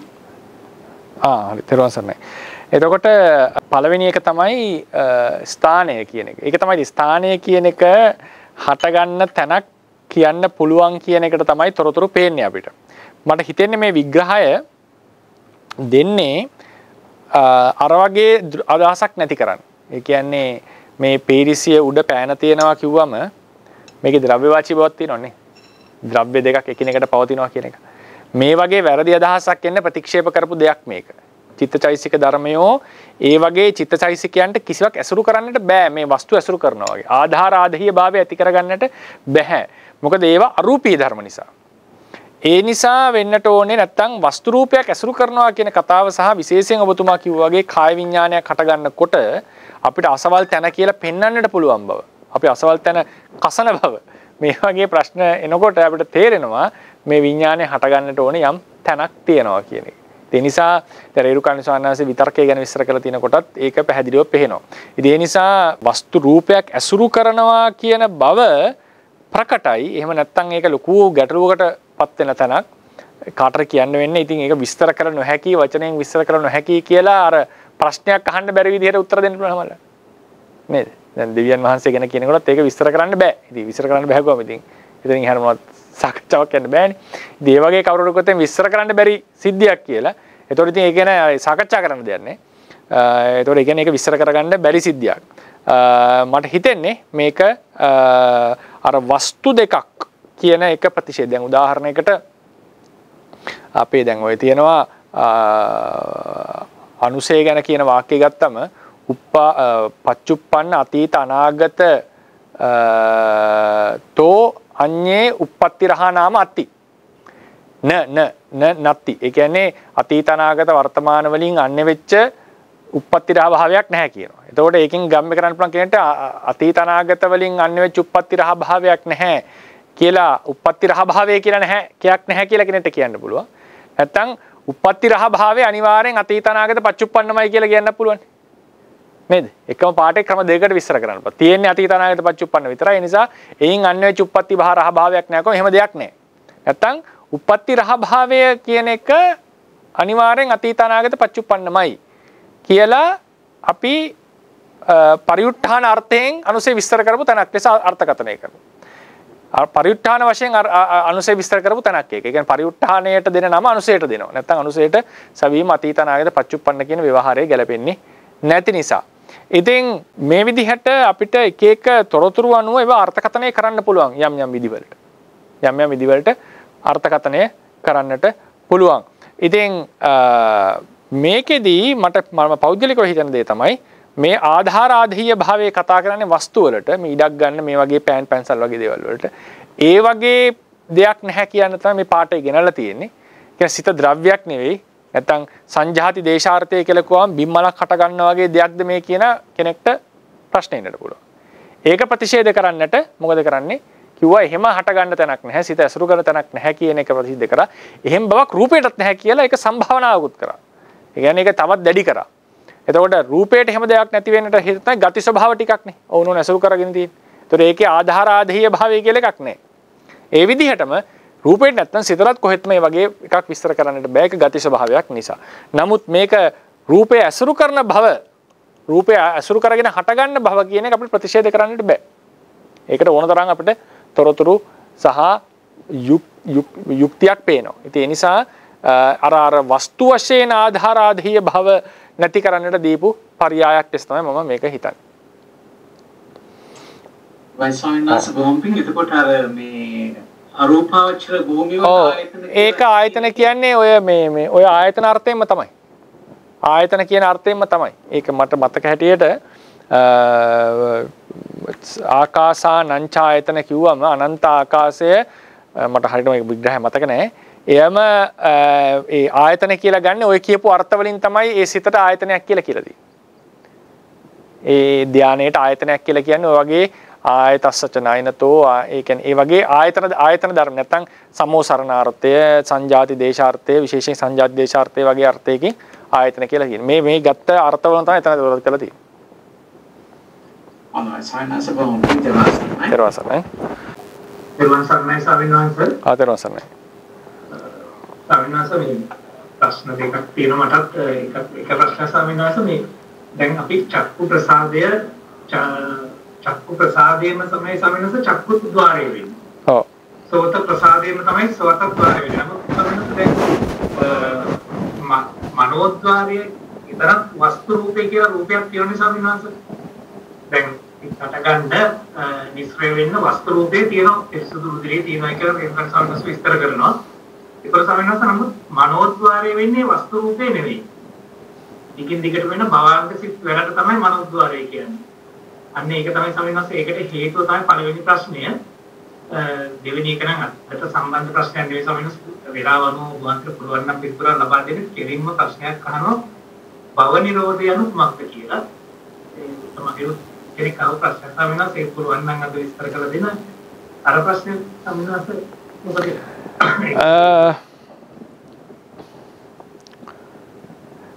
වස්තුව කියලා කියන්නේ චිත්තචෛසික ධර්මය හට ගන්න තැනනේ. ඒ කියන්නේ හටක නිශ්චය කරන දේ. ద్వාරය කියලා කියන්නේ ආරම්මණයක් ගැටෙන තැන. ආරම්මණයක් ස්පර්ශ වෙන, කියන්නේ ගැටීමක් ලක් වෙන තැන. එතකොට හදේ වස්තුවේ නෙවෙයි අරමුණක් ගැටෙන්නේ. සිතේ අරමුණ ගැටෙන්නේ. මනෝද්වාරය. ඒ නිසා සිත තමයි මනෝද්වාරය වෙන්නේ. චක්ෂුර් ප්‍රසාදය කියන එක රූපාරම්මණයේ ගැටෙනවා, චක්ෂුර් විඥානයත් හට ගන්නවා. ඒ අසුරු කරගෙන. ඒ නිසා චක්ෂුර් ප්‍රසාදය ద్వාරයකුත් වෙනවා අරමුණ ගැටෙන නිසා සිතෙහි හටගන්න නිසා ඒ අසුරු කරන් හටගන්න නිසා වස්තුවකුත් වෙනවා. සෝත ගාන ජීවහා කාය කියන පහටම එමයයි. හදේ වස්තු රූපයේ සිත ඇසුරු කරගෙන හටගන්න නිසා තමන් ඇසුරු කරගෙන හටගන්න නිසා වස්තුවක් වෙනවා. අරමුණක් ගැටෙන්නේ නැති නිසා ద్వාරයක් වෙන්නේ නැහැ. සිත කියන එක ඇසුරු කරන් තව සිතක් හටගන්නේ නැහැ. චෛසික ධර්ම නිශ්චය කරගෙන එක වස්තු භාවයක් නෙවෙයි. හැබැයි චිත්තචෛසික ධර්මයන් කෙරෙහි නැත්නම් සිතෙහි රූප අරමුණක් හැපෙනවා ගැටෙනවා. ඒ නිසා සිත ద్వාරයක් වෙනවා. ඒ නිසා තමයි හදේ වස්තුව ద్వාර භාවයෙන් ඉවත් වෙලා විඥාණයට ద్వාර භාවය ඉල්ල තියෙන්නේ. පැහැදිලිද දැන්?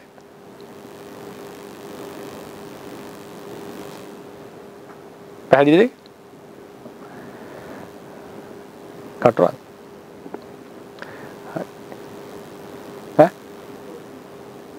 නෑ යා මේ යාර දෙන්න ඉන්නෝනේ හරි. ඊට පස්සේ මේ ඊළඟ භව නිරෝධය. ඒතර භවය කියන්නේ මොකක්ද කියලා ගන්න එපා. භව කියන අර්ථයෙන් තියෙනවා කර්මයට භවය කියලා කියනවා. යම් භවයක පහළ වෙන කර්මජ රූප කර්මජ චිත්තචෛසික ධර්ම කොහොමද විපාක චිත්තචෛසික ධර්ම සහ කර්මජ රූප වලට භවය කියලා කියනවා. භවයට අර්ථ දෙකක් තියෙනවා ප්‍රධාන වශයෙන්. පළවෙනි එක තමයි චේතනාව භවය කියන්නේ. චේතනාව. එතන චේතනා සම්ප්‍රයුක්ත ධර්මයෝ කුසල අකුසල චේතනාව. සීල චේතනා නෙවෙයි. කුසල අකුසල චේතනා භවය වෙනවා. නැත්නම් කුසල අකුසල චේතනාව සම්ප්‍රයුක්ත ධර්මය. විශේෂයෙන් ලෞකිකයව ගන්න අපි භවය. ඊළඟට ඒ හේතුවෙන් හටගන්න ඒකට කියනවා කර්ම භවය කියලා. ඊට ඒ හේතුවෙන් හටගන්න මොනවද? කර්මජ රූප විපාක චිත්ත චෛසික ධර්මය. මේවට කියනවා උපපත්ති භවය කියලා. ඉතින් භව නිරෝධය කිව්වම මේ දෙකම අපි පුරාණේ කරපු කර්මවල යම් කිසි ශක්ති විශේෂයක් ගති විශේෂයක් විපාක ලබා දී හැකි බවක් අපේ సంతాන තුළ තියෙනවා නම් ඒවා මතු ප්‍රතිසන්දි විපාක ලබා දිය නොහැකි තත්වයට පත් වුණාම අපි කියන ඒවට කර්ම නිරෝධය කියලා. කර්ම නිරෝධය. ඊළඟට ඒ වගේම సంతాනේ නැති වෙනකොට సంతాනේ නිරුද්ධ වෙනකොට ඒවත් නිරෝධයට කියන්නේ సంతాන නිරෝධය කියන්නේ අනාගතේ ඒ කර්ම නැත්නම් මෙහෙමත් කියනවා මතු කුසල අකුසල කර්ම හටගත හැකි බවකුත් නැති වෙලා උපදින්නට තිබිච්ච අනුප්පන්න කර්මය නිරුද්ධ වුණා කියන තැනත් ගන්නට පුළුවන්. උපපත්ති භව වශයෙන් ගත්තම දැන් අපි හිතමුකෝ අපි උපදින්න තියනවා කියලා දැන් භව ගාන. එතකොට මේ භවවල අපිට කර්මජ රූප පහළ වෙන්න නියමිතයි විපාක චිත්තයිසික ධර්ම පහළ වෙන්න නියමිතයි. මේ විදිහට දිගින් දිගට අපේ භවය කියන භව සම්බන්ධයෙන් අනුප්පන්න ධර්ම කියලා අපිට අපි කොටසක් එක්ක සම්බන්ධයි. අනුප්පන්න ධර්ම කියලා කියන්නේ උපදින්නට හේතු තියෙනවා තාම ඵල පහළ වෙලා නැහැ.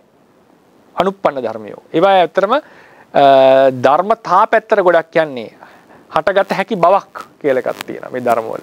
විශේෂයෙන් අපි සලකන්නේ කර්මජ රූප විපාක චිත්තයිසික ධර්ම. එතකොට භව නිරෝධය කියලා කියන්නේ අපි තෘෂ්ණාව නිරුද්ධ කරනකොට ඒ හටගත හැකි මේ භවයෙන් එහාට හටගත හැකි ඒ කර්මජ රූප චිත්ත විපාක චිත්තයිසික ධර්මයෝ හට ගන්නට කලින්ම නිරෝධයටපත් වෙනවා. අනුප්පන්න නිරෝධයට යනවා. ඒ කියන්නේ ඒක තමයි භව නිරෝධය. ඒ නිසා භව නිරෝධය කියන තැන අනුප්පන්න කර්මයේ නිරෝධය සහ අනුප්පන්න භවයේ නිරෝධය කියන ටික තමයි ගන්නට තියෙන්නේ. උපදින්නට තියෙන අපි කර්මය පොඩ පැත්තකින් දාමු කමක් නැහැ. නැත්තම් ගන්න උපදින්නට තියෙන භවවල නිරෝධය තමයි අපි කතා කරන්නේ. මගේ ප්‍රශ්නේ මම මුල කොටස මට විශ්ුණා මම පොඩක් පරක් වෙච්ච නිසා ආයතනතෝ ආයතනං ආයානං තන්නනතෝ ආයතනං ආයතස්සච නයනතෝ ආයතනං කියලා ඔබ වහන්සේ විස්තර කරපු කාරණා තුනම අජ්ජත් ආයතන වලට කිසි ප්‍රශ්නයක් නැහැ කියලා මට පේනවා. නමුත් බාහිර ආයතන වලට පළවෙනි පහ රූප ආයතනය, ශබ්ද ආයතනය, ගන්ධ ආයතනය, ජීව රස ආයතනය, පොට්ටබ්බ ආයතනය කියන පහ ගත්තාම ඒ පහට ඒ වගේ ඇත්තටම රූප නිපදනවා මිසක් චිත්තචෛතසික නිපදවනවාද කියන එකයි මගේ ප්‍රශ්නේ. ඇයි ආරම්භන වශයෙන් උපකාරණවනේ දෙකට? ඒක හරි හම්දුනේ උනට රූප හැටියටනේ එතනදී දැන් අර කියනකොට කියන්නේ චක්කායතනං ඒක සඳහන් වෙන්නේ ආරම්භන ප්‍රත්‍යයේදී සඳහන් වෙනවා. නිස්සය ප්‍රත්‍යයේදී සඳහන් වෙනවා. අනිත් හැම එකෙදීම සඳහන් වෙන්නේ නැහැ නේ. නෑ ආයතන කියන අර්ථයේම තේරුම තමයි අපි මුලින්ම ඒක කතා කරා මුල්ම අවස්ථාවේදී ආයතන කියන එකේ නිර්වචනයට අපි යන්න ඕනේ. ආයතන කියන එකේ නිර්වචනය තමයි මේ තියෙන්නේ ආධ්‍යාත්මික ආයතන 6යි බාහිර ආයතන 6යි. ආයතන කියලා කියන්නේ චිත්තචෛසික ධර්මවල හට ගැනීමට උපකාර වෙන අර්ථය. ආයතන කියන එකේම තේරුම ඒකයි. එතකොට රූපය චක්කු විඥාණය සහ චෛසික වලට හට ගන්නට චක්කුංච පටිච්ච රූපේච දෙකම ඕනේ.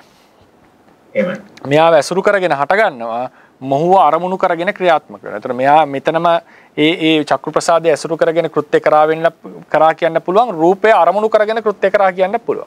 ඒ නිසා ආයතනතෝ කියන එකෙන් මේ රූපය උපකාරලා තමන්ව අරමුණු කරගෙන තමන් ඒ චිත්තචෛසික ධර්ම වලට තමන්ගේ කෘත්‍ය කරන්න උපකාර වෙලා තියෙනවා.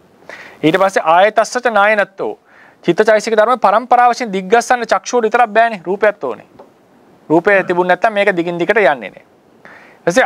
ඊට පස්සේ ආයතස්සච නායනතෝ සංසාර දුක දිග්ගස්සන්න ඉතින් කිසිම කතාවක් නැහැ.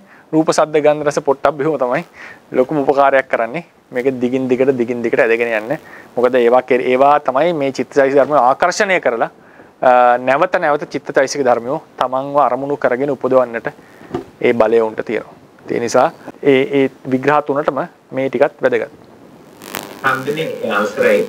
එතෙන්දි මගේ ඇත්තම ප්‍රශ්නය ආවේ අර අජ්ජත් ආයතන වලින් තමයි ඇත්තම විඥාන හැදෙන්නේ. ඒකට අජ්ජත් ආයතන නොතිබොත් බාහිර ආයතන කියලා දෙයක් හැදෙන්නේ නැහැ. අජ්ජත් ආයතන තියෙන අවස්ථාවේදී විතරයි බාහිර ආයතන හැදෙන්නේ. එහෙම ගත්තොත් වැරදිද? බෑනේ එහෙම ගන්න. ඒ කියන්නේ මේ ආයතනයේ රූපය කොහොමද චක්ෂුව තිබුණා තියෙනවනේ ලෝකේ. බාහිර ආයතන කොහොමද තියෙනවා අජ්ජත් ආයතන වලින් ස්වයක්ත. රූපේ තියෙන්නේ අරමුණු කරන වෙලාව විතරක් නෙවෙයිනේ. එහෙම මේ එතන මම අදහස් කළේ මේකයි අර ඒ බාහිර රූප තිබෙන එක ඇත්ත. නමුත් ඒ බාහිර රූප තිබුණාට ඒක යම්කිසි අත්භාවයකට නැත්නම් සත්වයකට ඒක අරමුණක් වෙන්න නම් අජත්ත හරි අජත්ත ආයතනයක් තියෙන්නට ඕනේ නැත්නම් චක්ෂු විඤ්ඤාණය හටගන්නේ නැහැ. හැබැයි අජත්ත ආයතනේ තිබුණත් බාහිර රූපයක් ගැටුනේ නැත්නම් ඒත් හටගන්නේ නැහැ. ඒක අවශ්‍යයි. ඒතකොට දෙන්නම ඕනේ. ඒ අර්ථයෙන් තමයි. ඒ නිසා වැඩිපුර දායකත්වයේ මෙහි කියලා කියත හැකි අපිට. එහෙමයි සර්. වැඩිපුර දායකත්වයේ මේ පැත්තෙන් තියෙන්නේ. නමුත් ආයතන කියන පදේට දෙකොල්ලම ඇතුළත් කරගන්නවා. බොහොම ස්තුතියි ස්වාමීන් වහන්සේ බොහොම පිං ඔබ වහන්සේට අර මන ආයතනය කියනකොට මන ආයතනයේට ධම්මායතනය ප්‍රති වෙනකොට එතෙන්දී අර අනිත් පහට වඩා වෙනස් නේද කියන එකත් අනිත් ප්‍රශ්නේ තියෙනවා. ඒ කියන්නේ දැන් මන ආයතනයේට මේ ඔක්කොම පුළුවන්. මන ආයතන මේ සියල්ල අරමුණු කරනවා මේවත් අරමුණු කරන්න පුළුවන්. මනසට අරමුණු කරනවා තමන් හැර වෙනස මනසක් අරමුණු කරනවා. ඒ කියන්නේ අර මේ උන්නාබ සූත්‍රයනේ ගන්නේ ෆන්ඩමෙන්ටල් එක. මොකද්ද ඔවුනෝන්ගේ ගෝචර විෂය ඔවුනෝන් දන්නේ නැති ධර්ම ටිකක් තියෙනවා. ඒ තමයි චක්කුසෝත ගාන ජීවා කාය. ඒ සියල්ලේම ගෝචර විෂය ගන්න ධර්මය මොකද්ද කියලා මනස තමයි කියලා කියන්නේ. මනසට පුළුවන් රූප ශබ්ද ගන්ධ රස සියල්ල අරමුණු කරන්න. මනසෙන් ධර්මායතන විතරක් නෙවෙයි. සබ්බේ ධම්මා මනෝ විඥාන ධාතු යන්නේ. කරන්නේ ඒක උන්නාබ සූත්‍රයෙන් පැහැදිලි කරන්නේ. ඉතින් ඒ නිසා මේකට හැබැයි මේක එනකොට මනසට අරමුණක් එන්න පුළුවන් ක්‍රම දෙකක් තියෙනවා. පංචද්වාරේ හරහා එන්නට පුළුවන්. ඒ කියන්නේ චක්කු ප්‍රසාදේ එකක් ගැටෙනවා නම් ඒ ගැටෙනකොටම ద్వාර දෙක ගැටෙන සිද්ධ වෙනවා. චක්ෂු ප්‍රසාදේ ගැටෙනකොටම චක්කුද්්වාරේ මනෝද්්වාරෙත් මේක ගැටෙනවා. මනෝද්්වාරෙත් ඒ වෙලාවෙම ගැටෙනවා. එතකොට ප්‍රසාදේ හරහා ඒකට කියනවා මේ මිස්සක ద్వාරය කියලා. මිස්සක ద్వාරය කියන්නේ ద్వාර දෙකක ගැටෙන සිද්ධ වෙනවා. සුද්ධ මනෝද්වාරක වශයෙන් එන්නේ චක්ෂුරාදී ద్వාර වලට ගැටෙන්නේ නැතුව එකපාරට අපිට මතක් වෙනවා මොකක් හරි සිද්ධියක්. ඒක කෙලින්ම මනෝද්වාරයට හැපෙනවා. ඒතර මේ දෙක ගත්තම කෙලින්ම මනෝද්වාරයට හැපෙනකොට ඒක දැන් මේකේ බාහිරින්නේ බලපෑම එන්නට ඕනේ. ගැටනේ තියෙනවා. සුද්ධ මනෝද්වාරයට බලපෑම එනකොට ඒක ක්‍රම කිහිපයකට වෙන්න පුළුවන්. කෙලින්ම අතීත උපනිශ්‍රය ආදී ප්‍රත්‍ය නිසා ඒ බලපෑම නිසා මනෝද්වාරය නැත්නම් භවාංගහිත චරණය වෙලා අරමුණක් එක්ක සම්බන්ධ චරණය වීමත් එක්ක අරමුණක් එක්ක සම්බන්ධ වෙනවා කියලා එකක් තියෙනවා. ඊට පස්සේ පූර්ව වීතිවල මොකක් කර අරමුණක් ගත්තට පස්සේ සිතම ඒ අරමුණු කරා දිගටම යන බවකුත් සිතේ තියෙන මහා විප්පහර ගතිය. ඒක තව එකක්. පූර්ව ප්‍රත්‍ය නිසා ඇති වෙච්ච දැන් උපනිශ්‍රේ ප්‍රත්‍ය අධිපති ප්‍රත්‍ය වගේ ගන්නවා. අධිපති ප්‍රත්‍ය ආරම්මනාධිපති ප්‍රත්‍ය එහෙම. හොඳ අරමුණක් දැක්කම නැවත නැවත මතක් වෙන්නේ. ඊට පස්සේ මේ විදිහට චිත්ත අපේ ඇතුළෙන්ම ඇති වෙන එක්තරා වේගයක් තියෙනවා. ඊට පස්සේ සිතේම තියෙන අරමුණු වලට දැන් මොකක් අරමුණක් දැක්කම ඒකට සම්බන්ධ අරමුණු වලට යනවා. කවුරු කෙනෙක් දැක්කම එයාගේ ගියපු ගමනක් එයාත් එක්ක කරපු කතාවක් එයා කරපු හතුරුකමක් මිත්‍රකමක් මේ ඔක්කොම ටික ටක් කරලා මතක් වෙනවා. ඊට පස්සේ තව එකක් තියෙනවා මේ භවාංග සිතේ තියෙන මානසිකාර චෛතසිකය කියලා එකක් තියෙනවා. මේ මානසිකාර චෛතසිකයේ තියෙනවා නිතරම අරමුණක් හොයන ගතිය. ඒකත් ගොඩක් වෙලාවට බලපාලා තියෙනවා. මේ විදිහට සුද්ධ මනෝද්වාරයට අරමුණක් වෙනවා. ඊට පස්සේ එන්න පුළුවන් සුද්ධ මනෝද්වාරයට අරමුණු වෙන්න පුළුවන් බාහිරින් දෙවියෝ අරමුණු දෙන්න පුළුවන්. අරමුණුස්ස අරමුණු දෙන්න පුළුවන්. ඊට පස්සේ සමහරලාවට භාවනා බලය නිසා අරමුණකට එනවා. දැන් නිර්වාණ අරමුණක් හොයා ගන්නවා. නැත්තම් අපි හිතමු අනාත්ම ලක්ෂණ එහෙම අරමුණු වෙනවා නම් ඒක පාර වෙන්න බෑනේ. ඒක පුහුණුවක ප්‍රතිඵලයක්. ඒතර සිතට අරමුණු වෙන්න පුළුවන් ක්‍රම 15ක් විතර තියෙනවා. ඒවා වෙන්න පුළුවන් මෙකැනිසම් එක ගත්තම දැන් උදාහරණයකට මම තව යම් කිසි දෙයක් කල්පනා කර යනකොට ඒට අදාළ අරමුණ දැන් අපි හිතමුකෝ මැත්ස් මොනවා හරි ඉංජිනේරු කටයුත්තක් නිර්මාණයක් කරනවා කවුරු හරි කියලා. එයා ඒ අදාළ කරුණු හිතුවම තමයි ඊට සම්බන්ධ ගැඹුරු කරුණු මතුවෙන්නේ. ඒ නිසා මේ පූර්ව නිසා එයා ඒකට උත්සාහවත් වෙයි කල්පනා කරනවා. එයාගේ උනන්දුව තියෙනවා. හිත යොමු කරපු බව තියෙනවා.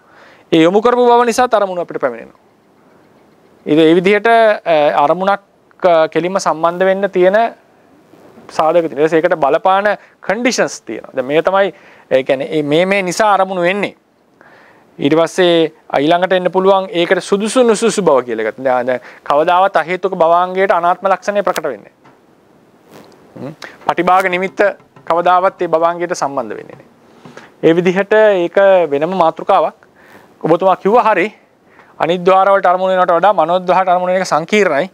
ඒක අපි ඉදිරියේදී වීති එහෙම කතා කරද්දී කතා කරමු. ආන්දනේ අවසරයි. තවත් එක ප්‍රශ්නයක් දැන් ඔබ වහන්සේගේ විස්තරේ දැනුම්කම් දෙන්නකොට මට ආපු එකක් මේ කලිනුත් මම ඒක හිතලා තියෙන දෙයක්. සතිපට්ඨාන භාවනාව කියලා ඇත්තම කායානුපස්සනාව ගත්තොත් අපි කරන්නේ අනිත් ద్వාර සංවර කරලා ඇස් වහලා කනට අනිත් ద్వාර උගද්දුරට සංවර කරලා අපි කායද්්වාරයයි මනෝද්වාරයයි දෙක පාවිච්චි කරලා එතනින් චිත්තෝත්පාදවල සංවරයක් ඇති කරන්න නේද හම්බුනේ එතන කෙරෙන්නේ කියලා මට හිතුනොත් ඒක හරි. කායනුපස්සනාවේද? එහෙමයි හම්. එහෙම කියන්නත් අමාරුයි. ඉතින් කායද්්වාරය විතරක්ම හුස්ම ආනාපාන සතියේදී කායද්්වාරය තමයි. ඊට පස්සේ ඉරියාපතේදීත් කායද්්වාරය ගොඩක්කට භාවිතා වෙනවා. ධාතු මනසාකාරයේදීත් කායද්්වාරය භාවිතා වෙනවා. හැබැයි දැන් උදාහරණ ගන්නකෝ අසුභ භාවනාව. අසුභ භාවනාව ගන්න. ඒ අසුභ භාවනාවේදී නව සීවතිකේ අල්ලන්නේ නැහැ නේ අපි. සීවතිකේ S2 ගන්න ගන්න. එතකොට චක්කුද්්වාරය අරමුණු කරගෙන. ඒ නිසා අපිට එහෙම එකපාර කන්ක්ලූෂන් එකකට එන්න අමාරුයි. සම්පජඤ්ඤ පබ්බේ ගත්තත් ඒත් සම්පජඤ්ඤ පබ්බේ වුණත් කායද්්වාරයේම පාවිච්චි වෙනවා කියලා අනිවාර්යෙන් නීතියක් නැහැ. ඉතින් ඒ නිසා අපිට එහෙම එකපාර නීතියක් ගන්න බෑ. ඒකේ අරමුණ රූපයක්. එහෙම තමයි කියන්නේ. කායानुපස්සනාවේදී අරමුණ රූපයක්. එහෙමයි. අරමුණ රූපයක්. රූපේ තියෙන ලක්ෂණ තමයි ප්‍රකට කරගන්නේ. ඉතින් අසතිපට්ඨානය කිව්වම ඒක ඉතින් හොඳට ඊටාම ක්ලෝස්ලි අරමුණ දිහා නිරීක්ෂණය කරමින් නැවත නැවත එකපාරක් දෙපාරනේ නැවත කොතෙක් කල්ද කෙලස් දුර වෙනකල් අනිත්‍ය දුක්ඛ අනාත්ම ලෙස ඒක බලනවා සිහියෙන් සිත එක අරමුණක පිහිටලා නාන අරමුණ වලට විහිදෙන්න දෙන්නේ නැතු. ඔය සතිපට්ඨානේ ලක්ෂණ හයක් තියෙනවානේ. සිත ප්‍රමුඛ වෙලා අරමුණ සතිය ප්‍රමුඛ වෙලා අරමුණෙහි පිහිටවනවා. ඒකෙන් වෙන දේ තමයි සිත විසිරෙන්න දෙන්නේ නැහැ. සිත විසිරෙන්න දෙන්නේ නැතුව එක අරමුණක වගේ නැත්නම් අදාළ අරමුණු පරාසයක. අදාළ අරමුණු පරාසයක පිහිටවනවා. ඔය ලක්ෂණ දෙකයි දැන්. ඊළඟට ගැඹුරින් නිරීක්ෂණය කරනවා. ගැඹුරින් නිරීක්ෂණය ළඟින්ම නිරීක්ෂණය කරනවා. නිරීක්ෂණය කරන්නේ මොකද්ද? අනිත්‍ය දුක්ඛ අනාත්ම ලක්ෂණ. නිරීක්ෂණය කරනවා ගැඹුරින් හොඳට අනිත්‍ය දුක්ඛ අනාත්ම ලක්ෂණ. ඊට පස්සේ නැවත ඒක තවත් ලක්ෂණ දෙකක්. ඊට පස්සේ නැවත නිරීක්ෂණය කරනවා. නැවත සම්මසනය කරනවා බලනවා. කෙතෙක්ද කෙලස් දුර වෙනකම්. ওই දින සතිපට්ඨානේ තියෙන ලක්ෂණ 6. ওই ටික කරනකොට තමයි ඒක සතිපට්ඨානයක් වෙන්නේ. එතකොට ඒකේ අරමුණ කය නම් ඒක කායानुපස්සනාව, වේදනාව නම් ඒක වේදනානුපස්සනාව, සිත නම් චිත්තානුපස්සනාව.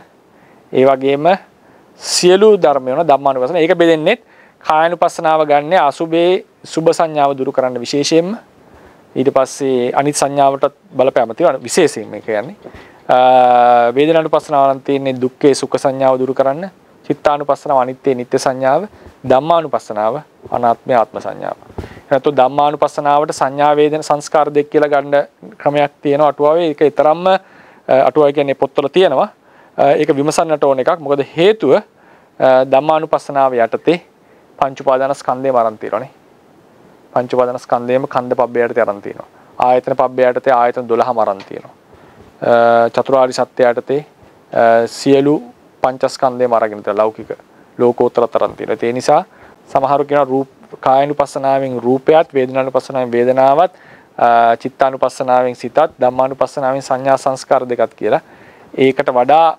ඒක විමසිය යුතු නිර්වචනයක්. ඊටාම පැහැදිලි නිර්වචනයක් තමයි කායानुපස්සනාව දේශනා කරේ අසුභේ සුභ සංඥාව දුරු කරන්න, චිත්තානුපස්සනාව අනිත්‍ය නිට්ටය සංඥාව, වේදනානුපස්සනාව දුකේ සුඛ සංඥාව, ධම්මානුපස්සනාව අනාත්මය ආත්ම සංඥාව. මොකද ධම්මානුපස්සනාවේ තියෙන ධර්ම ලෙස නීවරණ ධර්ම, බොජ්ජංග ධර්ම, තමන්ට බාධක වෙන ධර්ම, තමන්ව පිරිහෙවන ධර්ම, තමන්ගේ දියුණුවට වෙන හේතු වෙන ධර්ම, බොජ්ජංග ධර්ම. ඊට පස්සේ තමන්ගේ පංච උපාදානස්කන්ධය පවතින දේ සිත් පැවැත්මට සිත්වල පැවැත්මට උපකාර වෙන ආයතන කියන මේ ක්‍රම ටිකනේ බලන්න තියෙන්නේ. ඒතකොට දියුණුවෙන්ට හේතුව, පිරිහීමට හේතුව, පංච උපාදානස්කන්ධය ඊට පස්සේ ආයතන ටික ඕනවකට ධාතුත් එකතු කරනවා. ධාතු උනත් ගන්න පුළුවන්. අට්ඨාරස ධාතු. ඒක දේශනාවේ නැහැ. අට්ඨාරස ධාතු ඉන්ද්‍රිය ද චතුරාර්ය සත්‍ය වශයෙන් අරගෙන සත්‍ය වශයෙන් විද්‍යමාන වෙන අර්ථයෙන් තත භාවයෙන් මේ විදිහට ඒකේ අරගෙන තියෙන්නේ හුදු රූප ස්කන්ධ වශයෙන් ගත්තම රුප්පන ලක්ෂණය, වේදිත ලක්ෂණය ආදී ලෙසට. එතනදී ධර්ම ස්වභාවය ප්‍රකට කරගන්නේ. ඒ ධර්ම ස්වභාවය ප්‍රකට කරගත්ත නිසා අනාත්මය ආත්ම සංඥාව තමයි වැඩිපුර දුරු කරන්නේ. අතනදී වේදනාව නැමැති ධර්මය අරගෙන තියෙන්නේ. වේදනාව සිත. ඒකෙදි ඒ අනිත්‍ය නිට්ඨ සංඥා අසුභ දුකේ සුඛ සංඥා ආදී දුරු කරන්නට. ඒ නිසා ඒකේ වෙනසක් තියෙනවා සතිපට්ඨානේ කතා කරනකොට. ඒකත් හරි ලස්සන මාතෘකාවක්. ඉතින් ඒවා පිස්සරට කතා කරමු.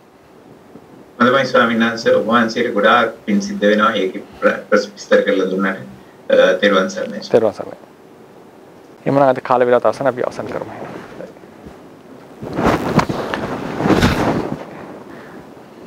අද දවසේදී රැස් කරන්නට දුනා කුසල සම්භාරය තව තවත් ධර්මඥාන භාවනා ඥාන දියුණු කරගෙන නිවනින් සැනසෙන්නටම හේතුපනිශ්‍රේ වේවා.